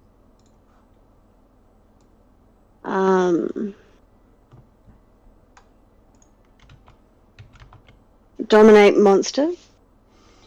Okay. Charisma or wisdom? Yep. Wisdom 18. Okay. Oh. Okay, it doesn't land with a 20. Oh. I think that's a pass off on pass fail thing. There's not a half if you save for anything. No, I don't Okay. believe so. All right. Any other movement or a bonus action you want to do? Yeah, I'll pull out my lute and start playing a kind of intense battle tune, and send inspiration over to Zolotl. Okay. All right. So Lottle's got inspiration. And then use rest of my movement to move back behind the bookcase. Okay. This thing's crying out in pain. It's covered in wounds. It's burnt. It's been hit by eldritch blasts. It's got short swords stuck in it. It lashes out at you, Coriella, in confusion and anger, having it like a wild animal at this stage, biting you. But hitting armor class 12, and I presume you definitely dodge out of the way of that. Yep. And Diki, it's your turn. Okay, I'm going to cast Guiding Bolt on him. Okay. So I don't think he's probably got too many hit points left, so I'm going to only cast it at level 2. Okay, roll to hit. How that goes.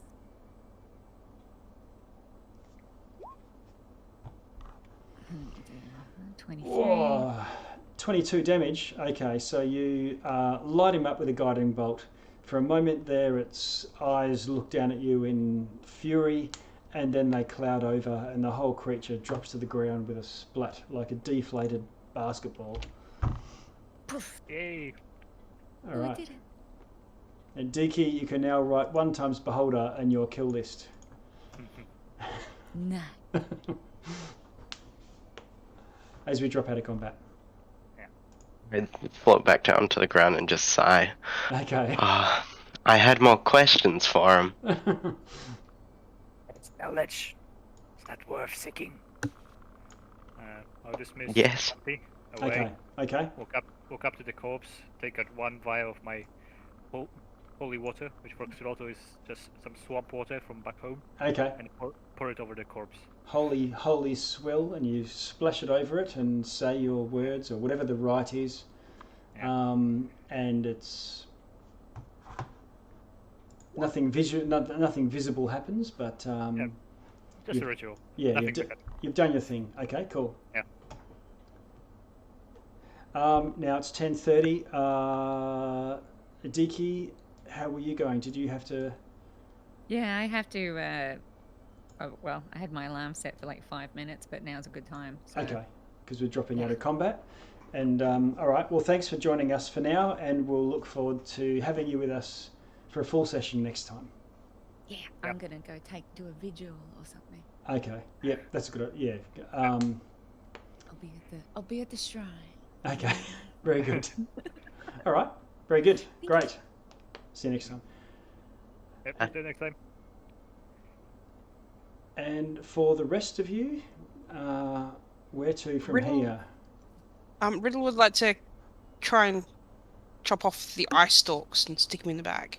Okay, in her you bag. can write down beholder eye stalks. Each one is about the size of a softball.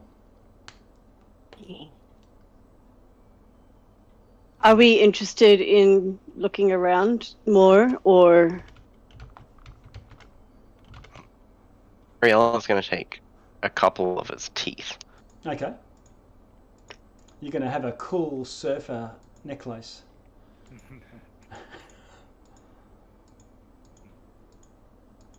Or a tribal thing if you do get all of them, and make a big one with lots. Or a crown, get them all in a ring. Anyway, are we going back to doing a bit of research, having another few rolls?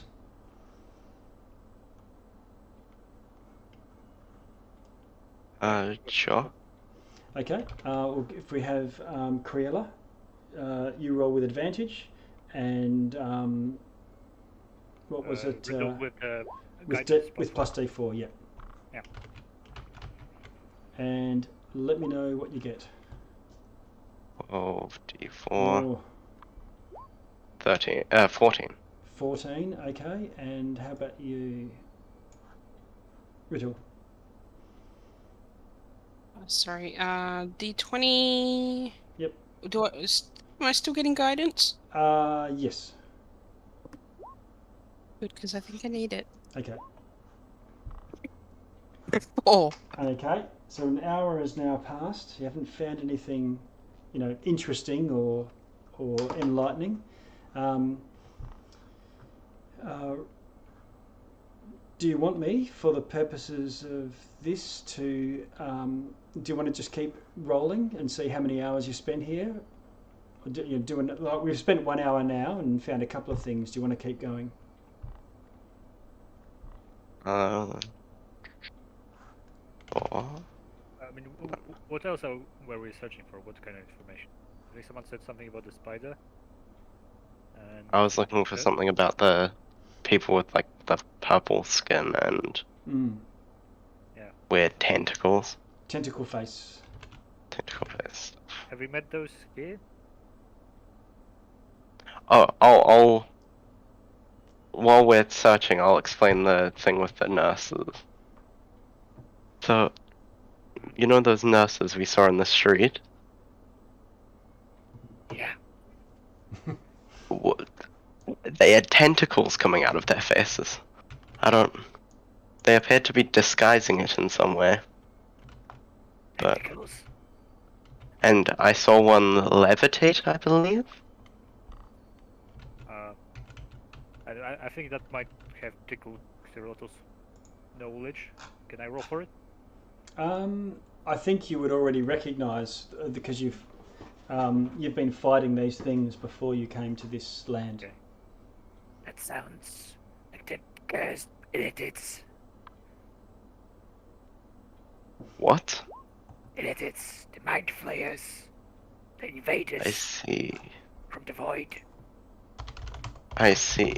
Well, all three of those nurses appeared to be mind flayers, as you called them.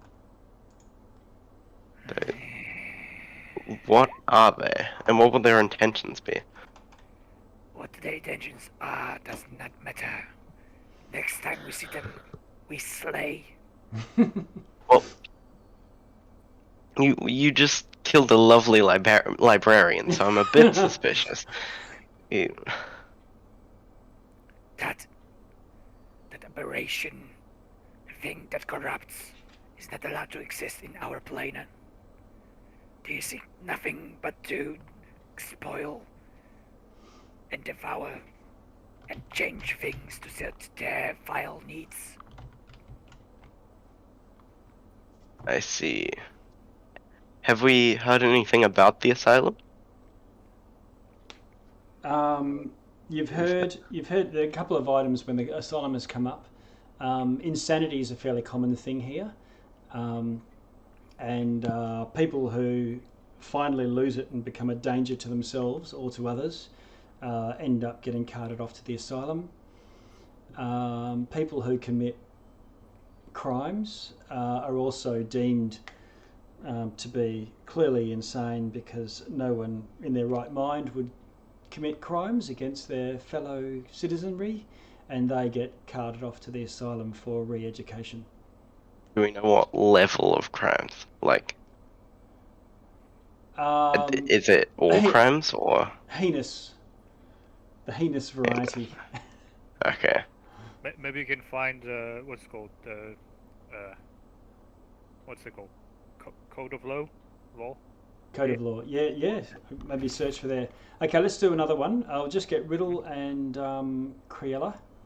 Actually, what we'll do, now that with there being 4 of you, is we'll just have all 4 of you just roll straight D20s for me.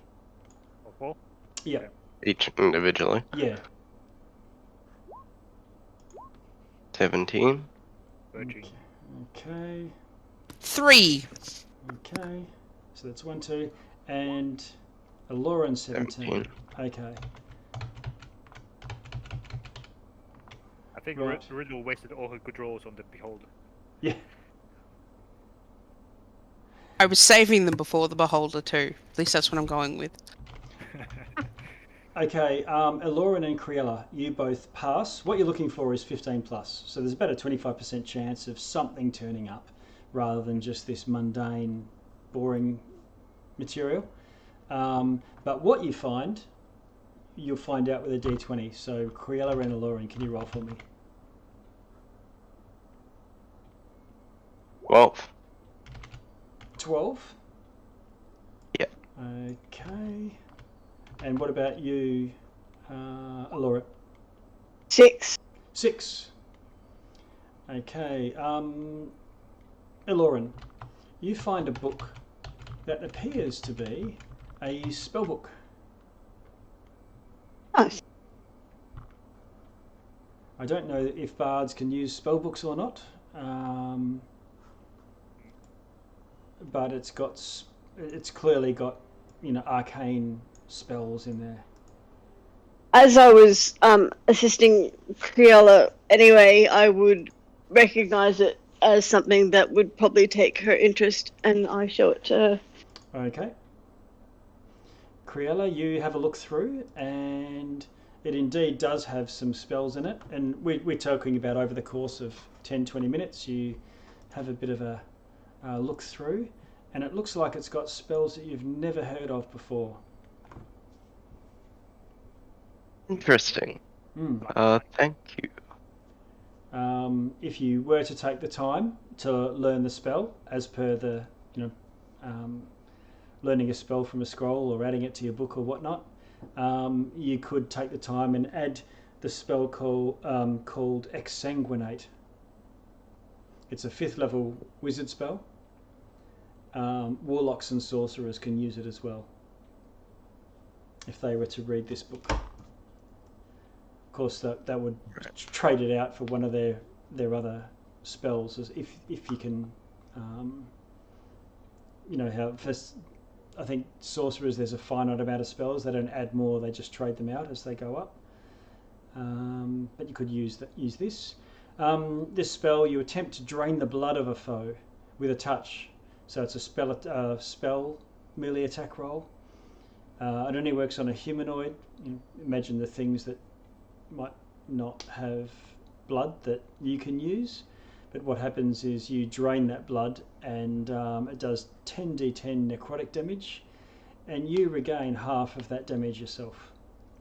So it's a bit like a transfusion. Yeah. What's it called? Exsanguinate. Okay, I pocket the book, because I'm Yep. assuming no librarian's going to tell me to leave it. Yep, and it's in the chat if you want to cut and paste it somewhere. There's another both wizard and warlock spell. It's called Jenny's Gigantic Maw. It's 3rd level. Concentration. When you cast it, your jaw enlarges to a monstrous size just for a moment, and as an action you can make a spell attack roll against a creature, and on a hit it's swallowed by you.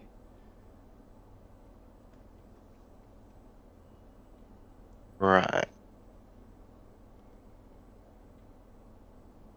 And for that time it's blinded and restrained. And it, however, has total cover against attacks and other effects outside you. Okay. You could do it to protect someone who's unconscious, for example, and because they're not going to die of suffocation, you know, in a round or two. Yeah. In the same way, you could restrain someone.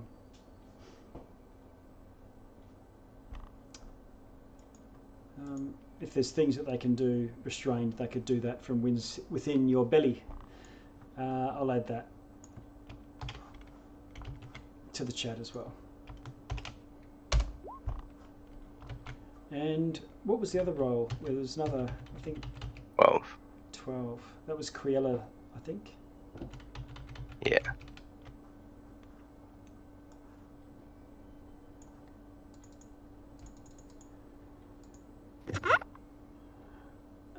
Okay.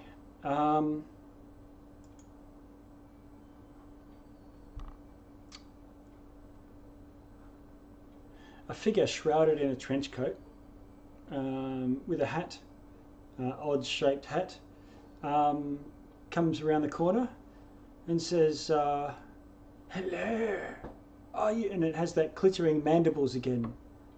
"Are you lost?"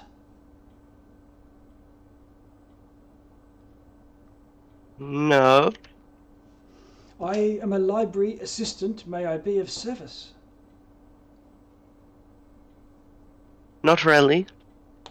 But hey, good news, you got a promotion. Okay. All right. It looks a bit confused and then sort of scuttles off. Did he see the corpse of the beholder? No, this is more after another 20 minutes of searching around, so he probably moved on. Do you want to keep searching?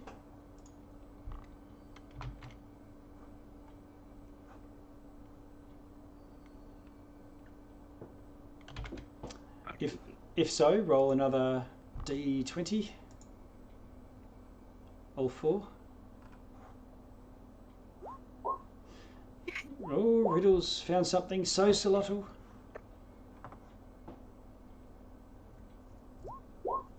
And Criella. Aloran, not so much. Okay, so for the 4 of you, let's see. Can you roll your d20s?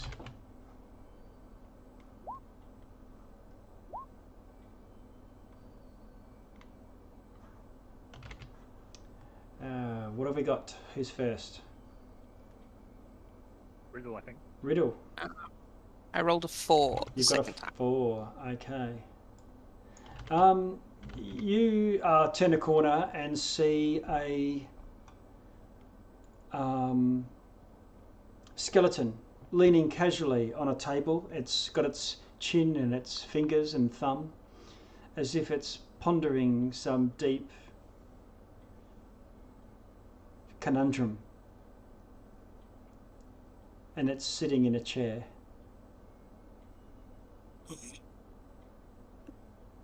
I walk up to it and poke it and see what happens. Okay, you poke it, and it seems like it's just a skeleton.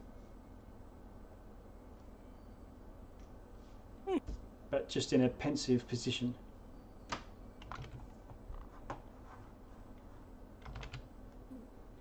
it just seems like a skeleton. Not it's going to jump up and attack me. No, Skeleton. it doesn't move. Yeah, it's not. Yeah. Doesn't. It doesn't move at all. Then I find a bit of dust, throw a mustache on the skull, and go back to the dust. Okay. Silotl,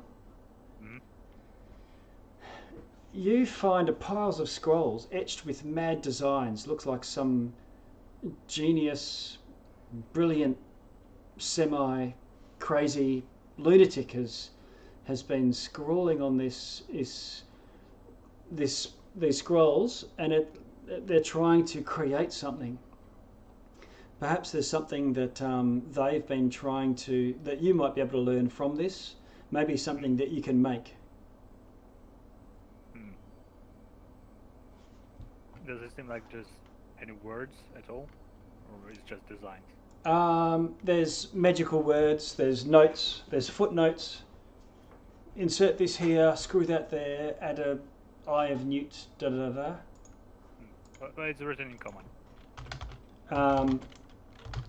Yes. Okay. I guess I'll walk up to the three magical people Okay. and share what I found. It looks like the sort of thing you lot are looking for.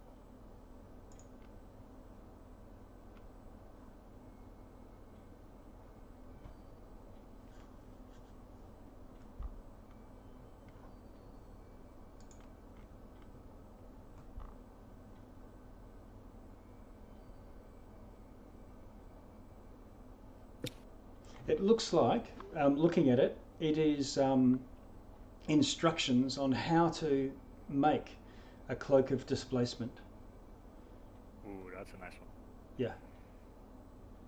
And you would be following the rules according to, how magic items are created, but you know how, you know what's necessary.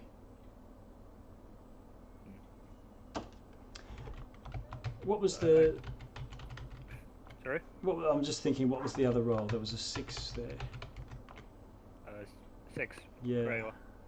And for the scrolls, I will give it to anyone who wants to make it.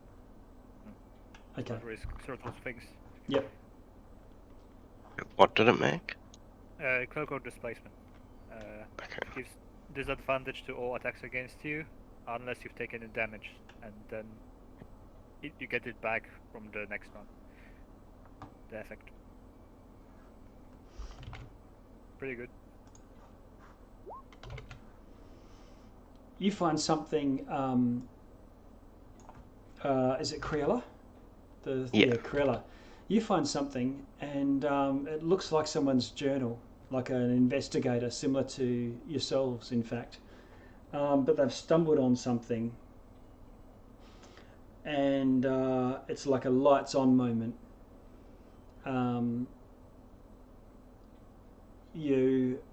The one sentence in this that jumps out at you is that some people keep their secrets in their mirrors for safekeeping.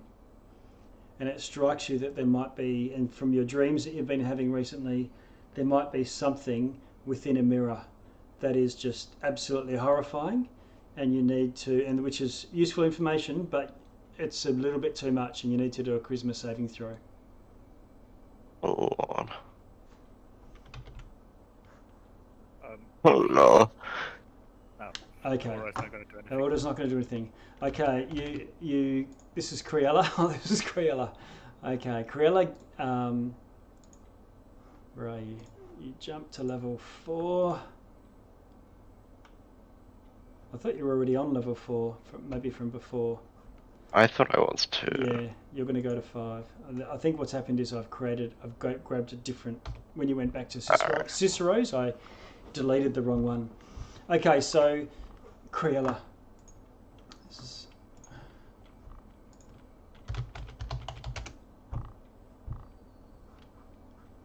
You feel your mind breaking.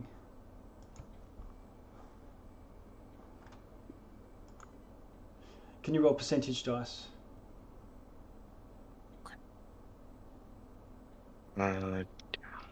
Riddle just killed herself with a cross. Sorry, clicked the wrong thing. What do you want? Okay. All right, I'm going to jump into the chat here. Oh, no sounds. Criella. Whoops, not Lauren. Okay, we're back. Can you hear me? Yeah. Okay, so you now are a psychopath and you really like killing things. Okay. So I think I'm in a dream. I'm a psychopath, and I can't even remember the other one. I think I'm scared of death or something.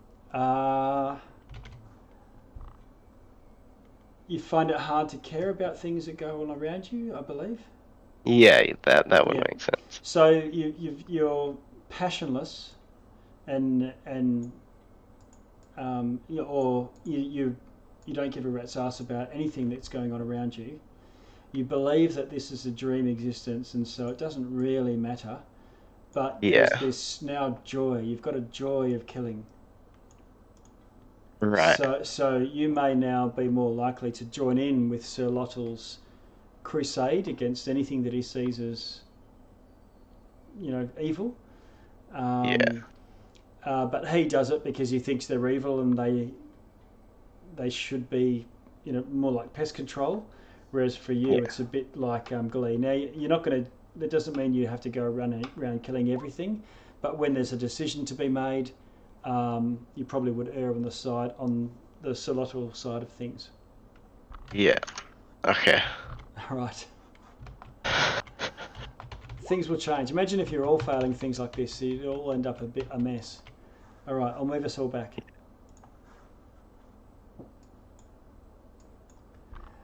Okay, we're all back.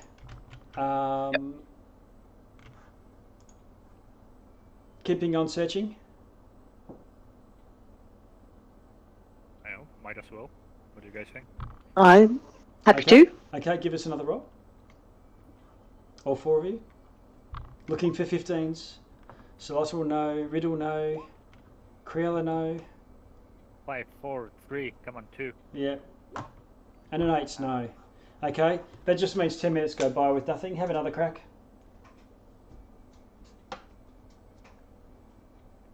17. 2. 2 and 14, no. 13, no.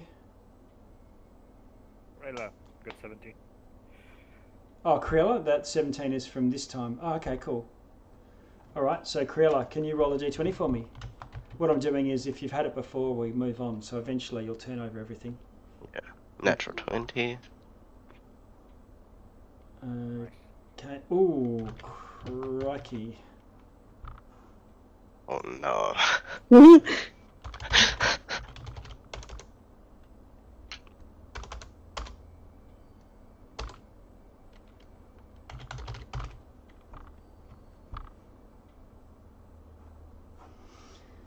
Okay.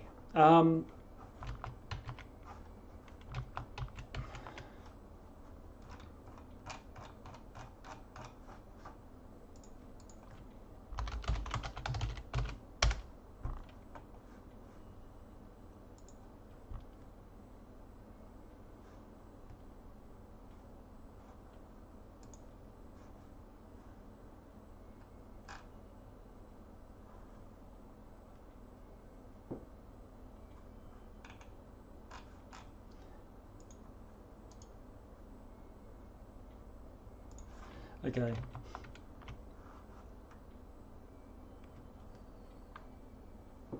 A shadow in the distance. And the hairs on the back of your neck rise. The limit of your vision is only, 40 feet or so from the light source. Beyond that, it's just your dark vision. But you feel decay in that direction. The air is very still, and you begin to understand why this place seems so abandoned.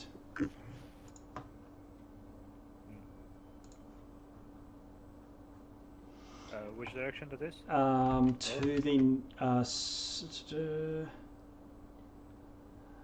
from the west. West. Okay.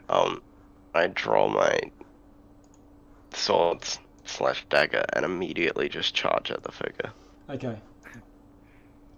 What? All right, I'll get everyone to roll initiative. And we'll go from there. Again, I guess this time we just Alarin against the +6. Yes. Or 30. Yeah, whoever's close. How's the initiative tracker? Did I? Oh yeah, here it is. We rolled before you turned it on. I don't mind if you just want to put yourselves in there. Just take the time.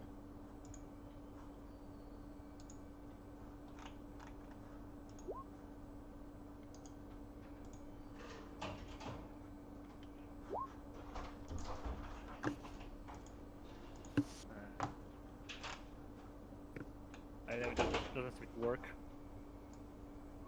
Sorry, what's that? Oh, there you go. Oh, I think my internet lagged. Oh, It okay. didn't work for a second.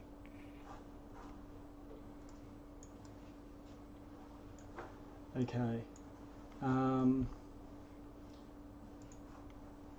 just trying to find.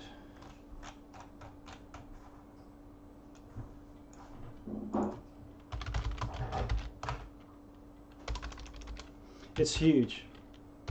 It's similar to the creature that's in the Infinite Stair, so it's sort of cloaked in shadow. If you know what I mean.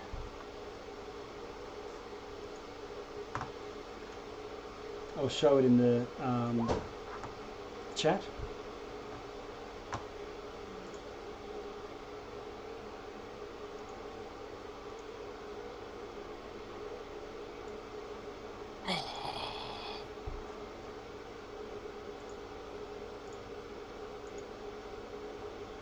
It's yeah,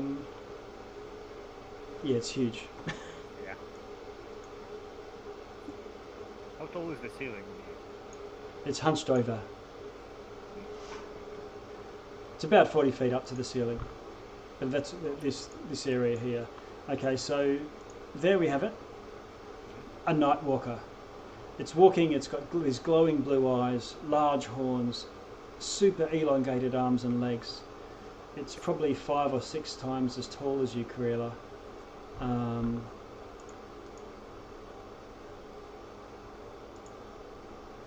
I'm just going to add it into the initiative. Oh my god. 24. Right. Whoops.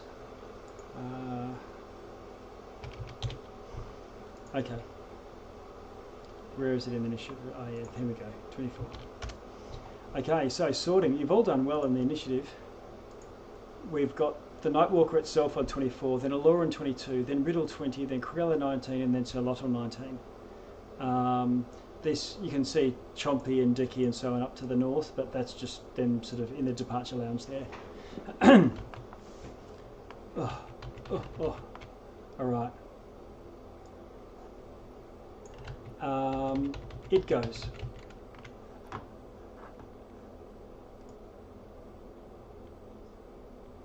It has this aura around it, an aura of annihilation, and you can feel Cruella and Sirlotl, that you're sort of starting to dissolve. Starting to dissolve, okay. It's not terrifying. Yeah. And it doesn't really attack you with these claws. It just sort of focuses its attention on you. And Cruella, this happens to you first. It's still an attack roll, effectively, and it hits armor class 21. That hits. That's going to do 29 of necrotic damage to you, as it just holds out its hand as if it's trying to focus its negative attention on you.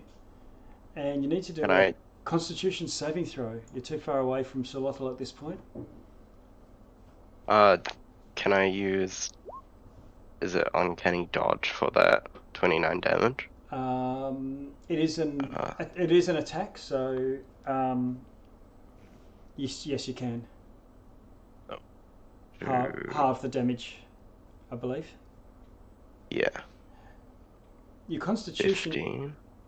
Your Constitution saving throw fails, and as it draws this energy out of you, it also drops your maximum by that much as well. Oh, that's fun.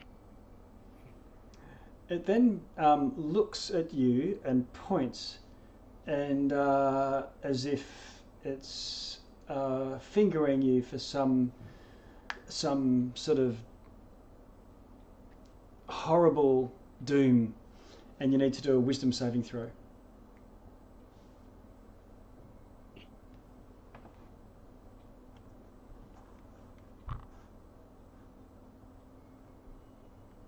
How'd you go? Wisdom. 11. Okay. So with that,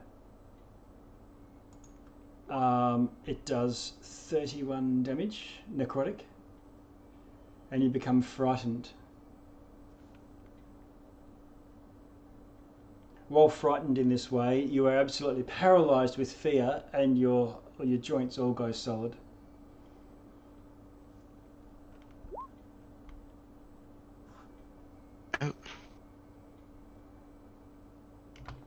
And with that, it turns and Aloran and looks beyond down the passage where the other three of you are. Aloran, what do you want to do?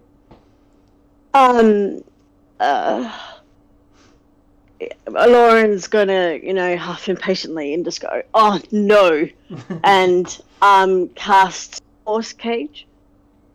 Okay. And he needs to make a charisma saving throw. Okay. Now, is this the one with the? I think the one that has a solid plane is going to be too small for it. It's 20 foot across. It's on one side. A prison in the shape of a cage can be up to 20 feet on a side. Yeah. So if it's the 20 foot on a side one, then it's like a cage. I think Force Cage, if it's 10 foot in a side, can be solid. Right. So you can shoot arrows, for example, through the larger version. Yeah, but the creature is 40 feet tall, so it won't work. Won't work. Yeah. Okay. I'll take that back. Yep. You can probably determine that and cast something else. I'm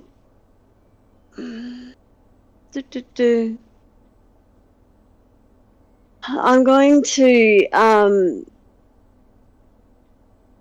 he's going to move out of sight because that's always a good thing to do. And he will use one of his does that need to be line of sight? Sorry, just double checking.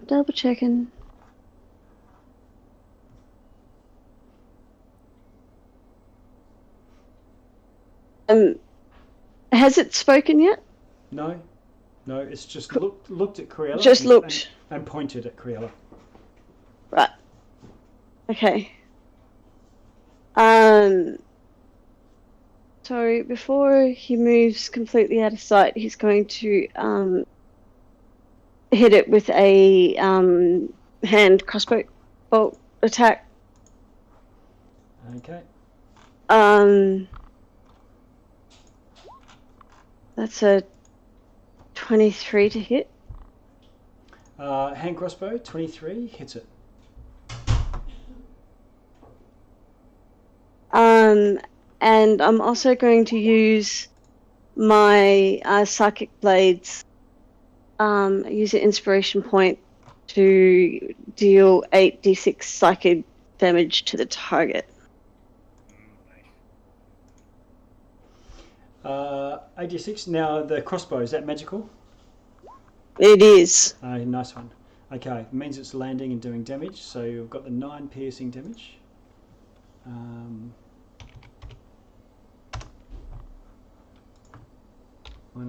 I'll show you a bar in a minute, so because you can see this. And psychic damage. Wow. Okay. Cool. 26. All right, Aloran, that's you done. And yeah, he'll tuck in behind the corner. Okay, and you can feel yourself dissolving from where you are. Lovely. Okay, Riddle. I'm going to look this thing up and down and go nopey nope nope nope. And I'd like to use my feline agility to double my speed for the turn. That's no action required.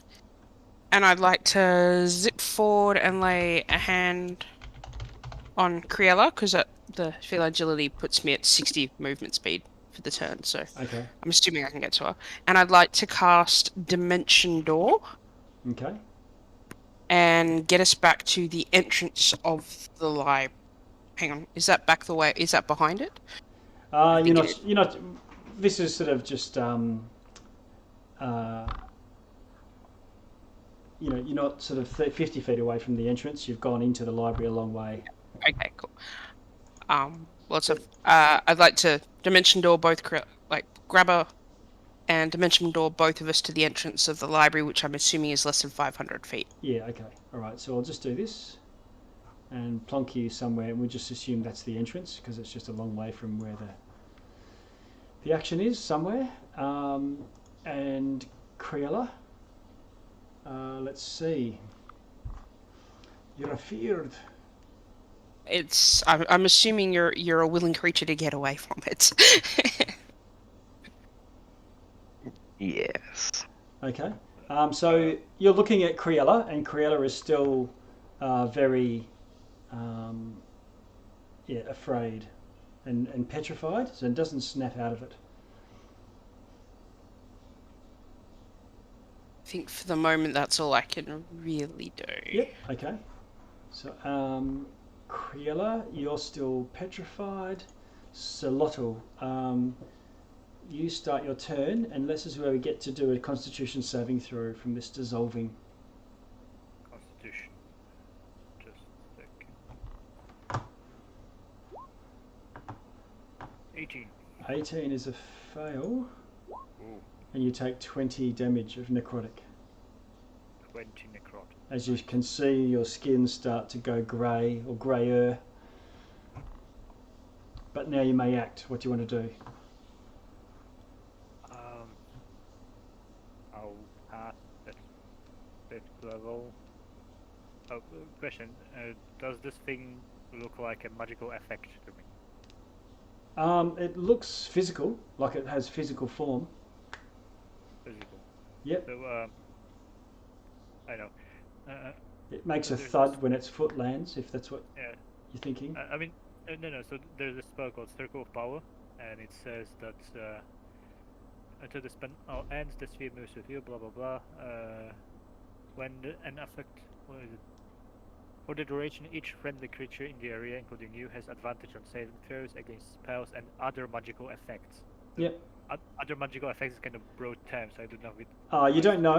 You could have a go at trying to figure that out, but that would take your action and an Arcana roll. Yeah. Okay, that's kind of long.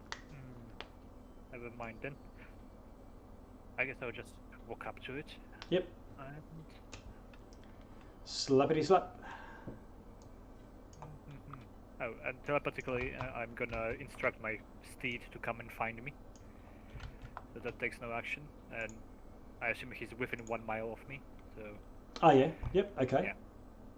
To me, my steed. Yeah. I guess I'm gonna cast Moonbeam at. Nah, Holy Weapon at 5th level. Okay. Holy weapon. Bonus Yeah, so action. that's a bonus action, and for my action, I'm gonna start swinging with now. Radiant Scimitar. Okay. It's 1. 24. 24 hits. Okay. I'm gonna smite that. So that's the regular. Okay. It is undead.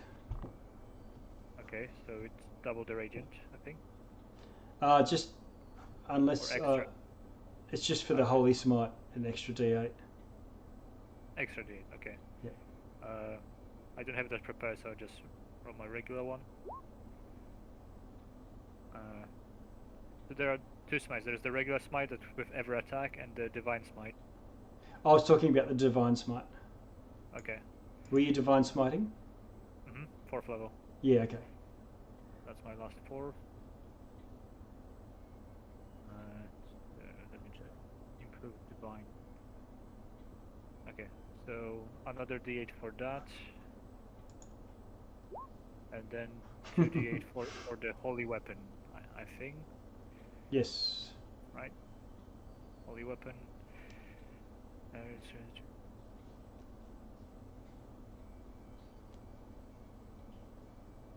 Yeah, 2d8. Okay. 14. Oh. That's 40 damage, 42 radiant, and 5 slashing. Alright. So a big hit, you can start to see his health going down. You're dealing some significant damage, causing lots of damage to his legs probably is what you can reach. And then it turns its gaze on you. Oh, I have another hit. Oh, okay, yeah, where you go then. Another attack.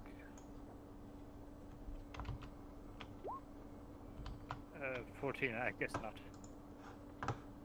Oh, no, wait, I have inspiration from the last encounter, I think. Okay. So that's D12. Yep. Nice. Okay. 24 then. Okay, that hits. Yeah, I'm gonna smite again. Okay. Third level. Boom, boom. Yeah. Regular. 3rd level smite, but he's undead, so that's plus D8. So I'm gonna Yes. add that already here. And 2d8 for holy weapon. Okay. 26 radiant, 5 slash. Alright, it's another big hit. Is that you done? Yeah, I'm gonna just stand there blocking the pathway. Okay.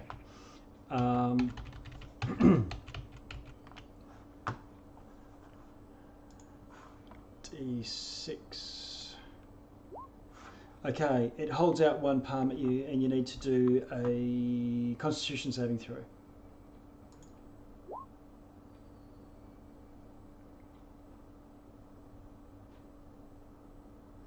I'm guessing that's a fail. It is a fail. You take 22 damage 22. and your maximum reduces by that much as well. Okay. You can do that on your token if you want, or you can do it somewhere else. It holds out the other hand and does the same thing again. What's your armor? Sorry, armor 24, I think. Okay. I'm gonna roll concentration save for the spell. Oh, the Divine Smite for the first attack. The second time it tries, it fails. It's got to try and land that attack. I don't know why it doesn't roll when I do advantage. So just roll 2 different ones. Ah, that's right. 1 and 2. And yeah, that's the holy weapon lost. okay, Lauren, what do you want to do? You start your turn. Hang on. Do a DC Constitution 21 check. Save, check. Constitution, check. Constitution saving throw. Sorry. I mean, it's only 1 point, but, you know, Yes, you're right. with a 4, it doesn't do much. Okay, 23 of necrotic damage. Okay. As your skin starts to die off on you as well. And now you can, Nice. unless you've got a spell up, you have to do concentration, or you're good. I do not. Okay. I will, however, step out and shoot it again with my hand crossbow. Okay. Because It worked last time. Yeah, that's exactly right.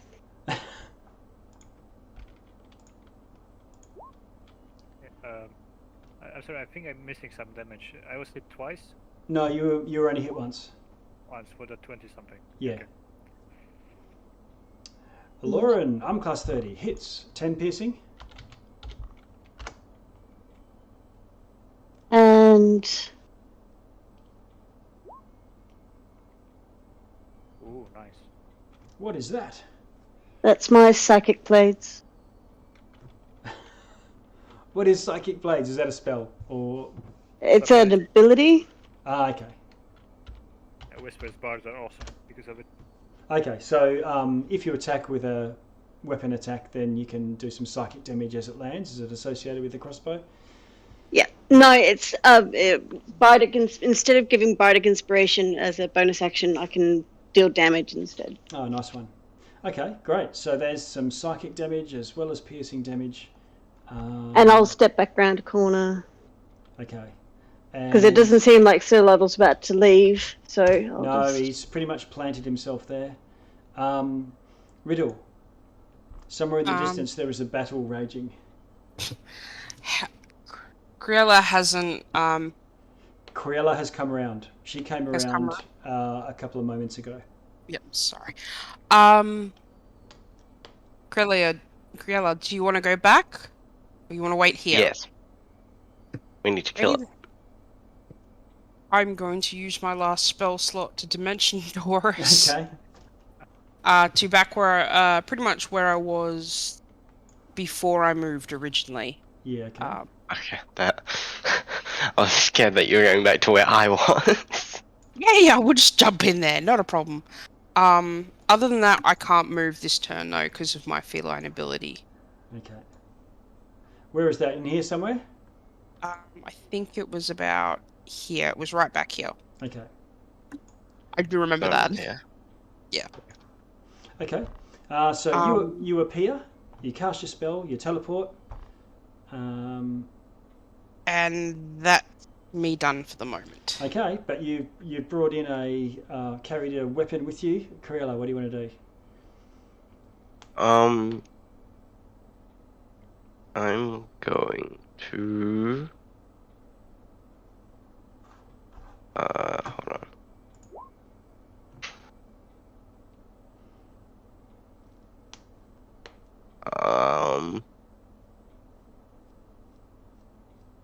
Fireball. Fireball, alright. At, level 3. Okay. Fireball it, so 18 dex save. At level 3? That's just the lowest level. Yep. Does that include me? No. Yeah, back there. You can ideally. position it where you want. This creature is pretty much fireball sized, so you're spot on. What's it save? 18. 18. Okay. Dex. Right, it fails. Roll your damage.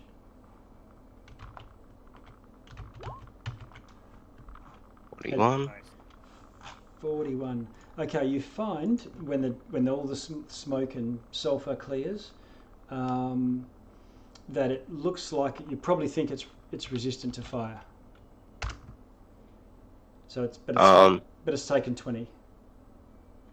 Okay, and then I'm going to use Blade Song as a bonus action. My AC is 20 now. And that's all I'm gonna do. Oh, actually, I'm gonna move behind the bookshelf over here. Okay.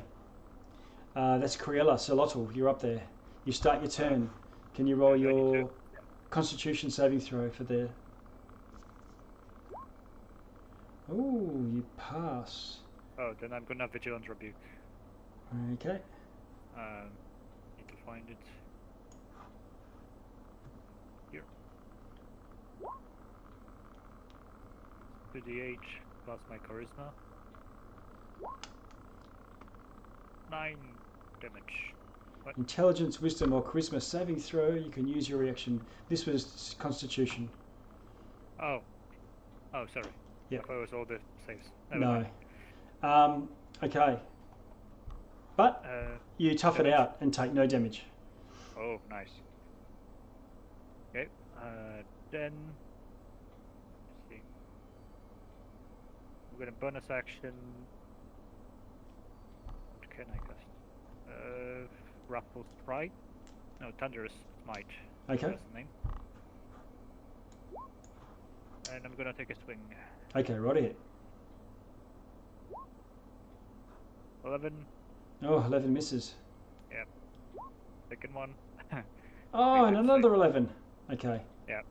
And that's it. Okay. It focuses its will on you. What's your arm class? 24. 24. It misses. I'm going to try something else. It holds out its other hand and also misses. So you guys are in a bit of a slap fight there. Aloran, you start your turn. Can you roll a DC Constitution saving throw?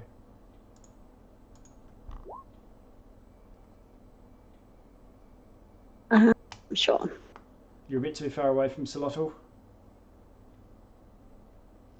It's okay. Because that's a natural one. Oh no. Okay, so you fail that and take 22 necrotic damage. Yep. And what do you want to do now?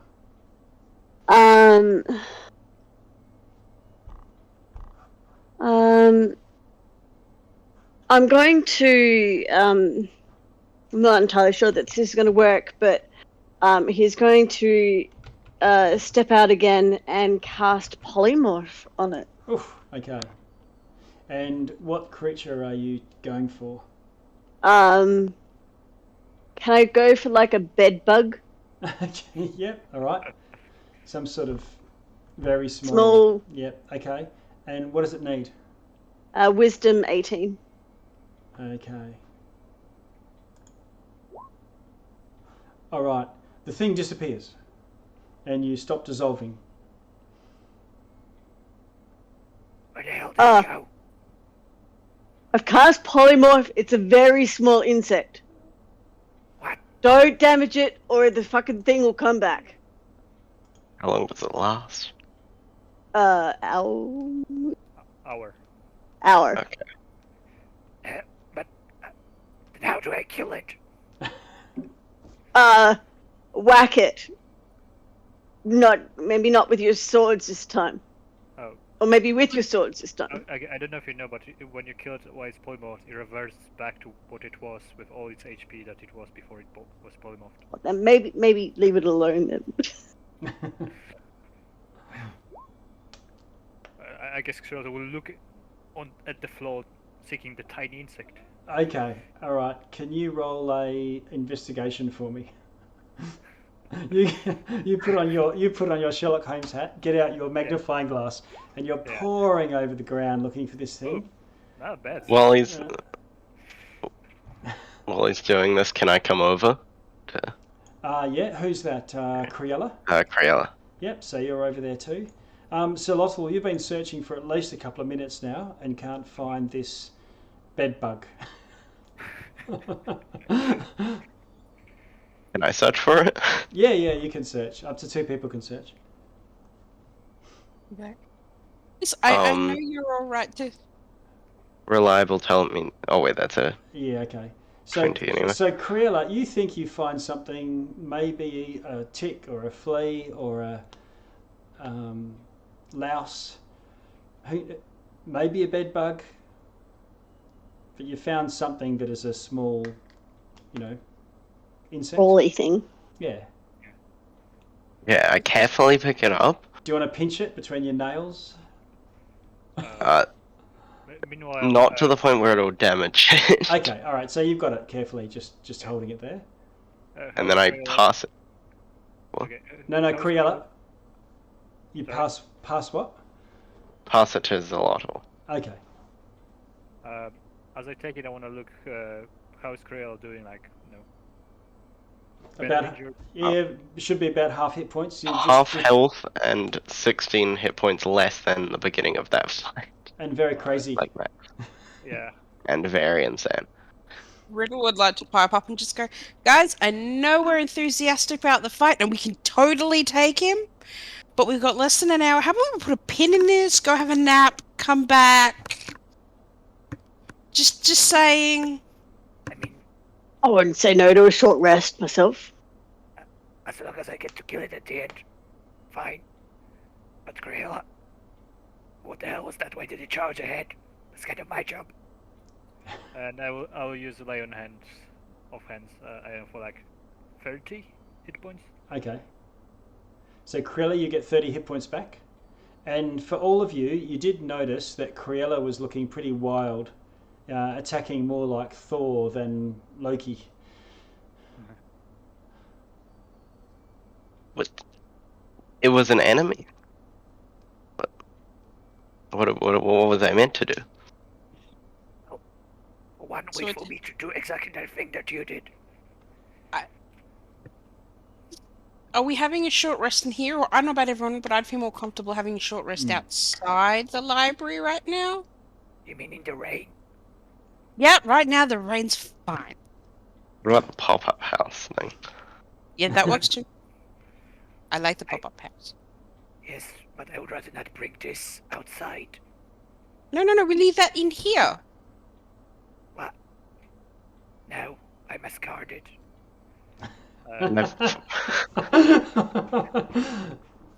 This is my flea, and I shall guard it with my life. Yes, because I'm the one who has to kill it. So Xerota will try to take a short rest here. Like holding the tiny bag and staring directly at it.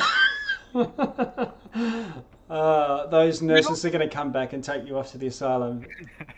Riddle's going to pull out like a hang on. I've got like a cup thing that we can put it under for an hour. No, nice. Hang on, I'll tell you in a minute. Okay, let's compromise. Let's just wait at the entrance. Like a little goblet that she uses for one of her spells. She just kind of takes the bug off, puts it on the ground, puts the goblet on top. This is a good use of a $500 goblet. And then it takes damage from suffocating because it runs out of air. Okay, let's do that thing, but let's do it at the entrance. So that Actually, I apologize. I put it in a stoppered bottle, and I promise I'll tip the liquid out first. I forgot I had those. Better use than my 500 gold piece goblet. Okay, so we're walking back to the entrance and doing it there. So if you want to be outside, you can be outside. Xerota will still inside. I guess. And take it. Okay. I mean, Lauren's quite happy to rest where we are, so... Yeah. I don't want to be sitting next to it when it comes back. I mean, we're not going to miss it, I mean... but I'd like to have some gonna... Okay. I thought we were waiting for an hour for, some... Just heal extra up and- oomph for when it comes back again. Yeah. that too, but the spell only lasts an hour.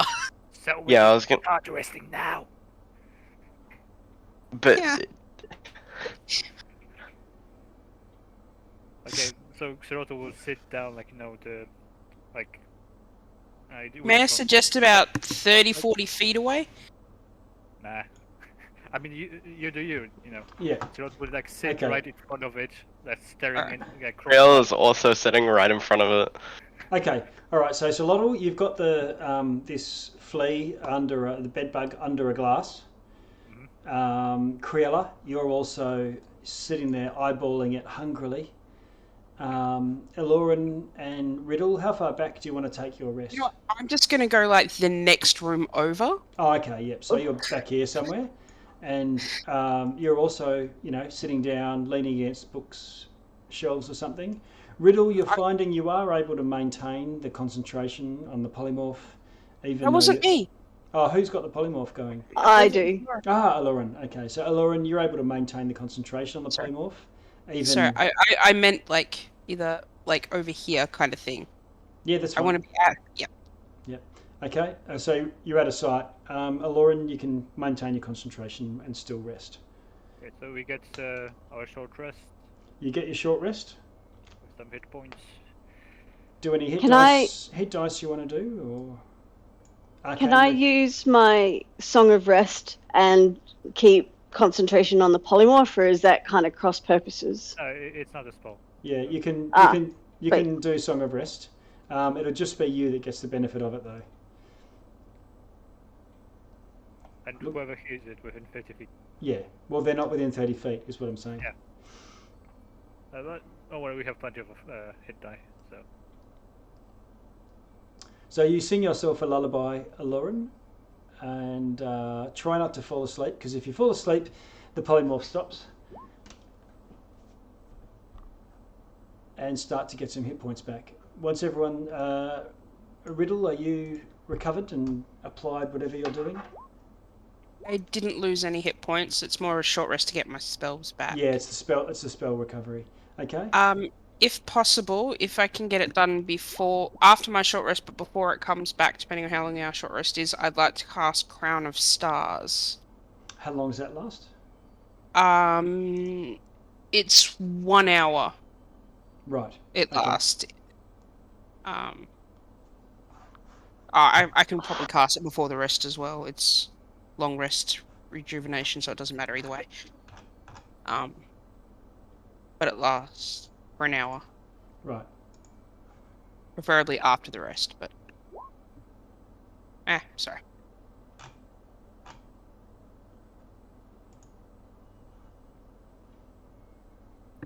Okay. All right. Yep. You cast Crown of Stars sometime throughout the long rest, and there's these motes while you're going. An hour later, the guess glass. yeah, Yep. we're gonna give it some space. Yeah. when Okay. it drops. An hour later, the glass starts to rumble. Before it does anything, can I use Blade Song? Yeah. Just So, before it. well, you won't know. You won't. You can do Alright. it. You'll have to do it on your initiative roll if it's something that Okay. if it's something that will last for half an hour or so, you could do it. But otherwise, Yeah, it's a minute, so. Yeah. Right. So it starts rumbling up, and We keep the initiative, or yeah, we'll just keep going. Oh It no. was, but who cast polymorph? Lauren. I did, yeah. Okay. So Riddle, you go. I'll come back into the main rooms. What's that? 10, 15, 20, 25, I think. That should be about 30 feet, I believe. Yep. And if it hasn't come back, has it reappeared? Yes. Okay. Well, now that I have all my spell slots back, I would like to use my bonus action to cast Hex. Okay. And I am going to choose Wisdom saves for it to have. Hex is ability, I think. That saves. Wisdom ability checks. Wisdom ability, sorry. Yep. Okay. Hex is on. Yep. And no say. Until the spell ends, I deal an extra 1d6 necrotic damage whenever I hit it with an attack. Okay. That's my bonus action, and for my action, I would like to hit it with 4 Eldritch Blasts. Okay. Is Hex a cantrip? Hey. Oh, you got a cantrip. Yep. No worries. Go for it. Eldritch is a cantrip, Yes. so No worries. 4 of them. Do, do, do, do. 1. There you go, the big rolls. Yep. 21 hits. Okay. 12 damage with the first. Hits with the second one. Yep, hits with a 20. 14. I'm going to assume that hits too. 29 hits, yep. Roll again. All 4 And, hit. and I believe... No, I believe it's just with 1 attack, so that would be just 1 extra d6. No, it's for each. Each of them are separate attacks. Okay. Just post Hex into the chat. Not a problem. I thought I read it as an attack assuming it was an attack action. It's okay. just a moment. I'll adjudicate the rules. That's cool. Oh, it's going to come up. Or either way. Let's Go go on, to should roll. one action to the target whenever you hit with an attack. Yep, so each of the 4 Eldritch Blasts. So roll Just do 4 of those. 1, That's 9 so far. 3, 15. 4. All right. I'll take all those. Okay, that's an extra. All the hex damage lands. And Fantastic. that's you done, Criella. Absolutely. Yeah. You start your turn. Can you roll a Constitution saving throw? Oh. You get Sir Lottel's benefit. +4. 23 then. Oh, nice one. You pass. Okay, What do you want to do? I'm gonna use Blade Song Okay. and then move forwards 1 and double attack with the Cat's Eye Shard. Okay. Roll to hit. 'Cause 19. Oh no, this is there we go. Constitution saving throw. I'm class 23 and a crit. Ho ho. Okay, so first one does 8 damage, and that's also a sneak attack.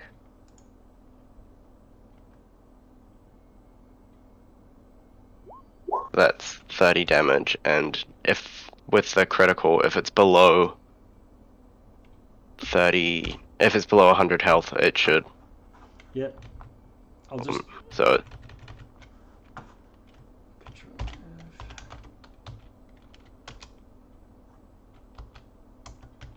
Cat's Eye. I can. I just put it in the chat. Oh, good. Oh, it's first to save. DC 15. Gets a save. Oh yeah, DC 15. What sort of save? DC Constitution. Con. Okay, here we go. Oh, 19. Okay. Okay. I guess it would be too good if it just kill them. Yep. Yeah. Okay. So then, damage is 11, and then I have the Piercer feat, so that's an additional 2d4s for the critical. Okay. So that's another 3. And then I'm just gonna get out of there. Okay. I can get through there. All right. Now, are you evading any free strike as you leave its range? Pardon? It'll get a free strike as you go. Oh, with where is it? That's why I'm asking you. Have you got Fancy foot. Yeah, I've got fancy footwork. Okay, all right. So you can get out. Great. That means Solotl. It's up to you. You start your turn. Dissolve Constitution. Oh yeah, keep forgetting. Con. 10. 10. Oh. You take 16 necrotic. 16. And it reduces, right? Necrotic. It reduces my magic. No, it doesn't. No? This Okay. aura doesn't. Okay. It's very badly injured at this point. Yep. Why doesn't it? There we go. Minus 16. And I'm gonna walk up to it Yes. with a big toothy grin. Bonus action, Thunderous Smite. Oof, okay. It's the same as I put last time, but I'll do it again. And 2 swings. 1. Okay. 19 hits. Okay. So first, weapon damage. Divine Smite at third level. Okay. But it takes extra. So that's that. And Smite. It's just 2d6. And this is with the scimitar? Yeah. So Okay. scimitar is 6 slashing, 37 radiant total, and 6 thunder. All right, with this massive slice, you manage to reach up to its belly and drag your thing down, and the thing just sort of falls in half. Not quite, because it's still attached to the top, but it crumples into a heap dead. Okay, I think Siroto, I'm not gonna do it, but Siroto would release a big, well, not battle roll, but battle hiss. Yeah, right. Okay, and for everyone else, you've defeated a challenge rating 20 Nightwalker. Wow. Awesome. Who's Nice. just a wandering monster around the library. But, you know, he's a singularity. You don't get packs of them. Okay, so you breathe a sigh of relief. It's luckily you were able to say time out, and have like an hour's rest between finishing it off. Barleys, as you, Solotl, Stuart, and Criella both stared down this flea for an hour, and you'll now find yourselves back, obviously, in the library, considering what to do next, whether to continue searching. This is clearly a dangerous place. Something going on here, like with you seeing Cleon and him turning into goo. The head librarian you've dispatched handily, promoting the library's assistant, and who knows what else could be in here. When you start to, if you make your way, out to update Ashtar, who's waiting outside, when you think of going to the entrance is the next room over. Ooh. We are trapped. And so it's very easy to find the exit. As soon as you start to think, oh, let's get out of here, we'll move on. Even though you've walked for many, many chambers to get to where you are, as you've sifted through this over the course of 2.5 hours. So it's well halfway through the day. Half a day you've spent here, plus an hour of resting, and a bit of travel, walking halfway around the city to get here. So you've almost spent a full day, and although you've had a short rest, you're starting to feel the fatigue set in from a long day of not necessarily battle, but travel and concentrating as you've been searching through the library. Just that mental activity for so long. You catch up with Ashtar and the others who also might have, you've been waiting on them, and we can pick up with the action out the front of the library, where you decide whether to head back in or and continue the search for any key piece of information you might have missed, or to venture out elsewhere. Can I try one small thing, because I'm afraid I will forget by the next time. Sure. Is there would we have any indication that one of us is going crazy with that thing? Because I think at this point we all experienced the thing, and would we have the the insight to figure out that someone else is suffering from it? You mean a particular? If you've had a particular madness yourself, you might recognise it in others. Okay. Would we recognise that Croia is having something off? Criella is clearly troubled. Okay, then I would like to use my dragon's gift that I received in the blinding light. Okay. So it's Dragon's Blessing. It's remove 1 counter of madness per charge, and it has 3 charges.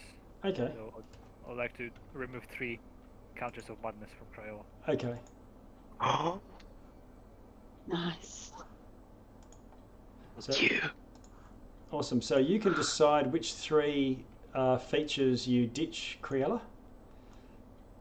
I only have 3, don't I? Oh yeah, there's only so you've got multiple levels, and you've got rid of 3 of those. So you go down to Madness level 2, and your 3 conditions we can comfortably ignore. Okay. So you're still a little Thank you. you're still a little shell shocked, but you're not quite quaking in the trenches constantly. And I think we should sign out from here and catch up again next week. Yeah. Hopefully with both Ashtar and Deaky back on deck, and poor Sir Cor, who has been summoned back to the clergy for some reason. Okay. In that case, Yeah, that was a lot. Yeah. Lots of fun. yeah. And I know if you guys, I don't want to be a paladin that rushes at everything that's undead immediately. So if you want to just, tell him to calm down, go ahead, step in. Yeah. Then That was just- my intention on the beholder, and then I got slapped immediately. Yeah. Yeah. So anyway, I hope I didn't ruin anyone's fun with that. Just No, All right. I think it was fun. so yeah. See you guys next time. Okay. See you in a fortnight. Yeah. Night, Yeah. everyone. Bye. Bye. Night, everyone. No.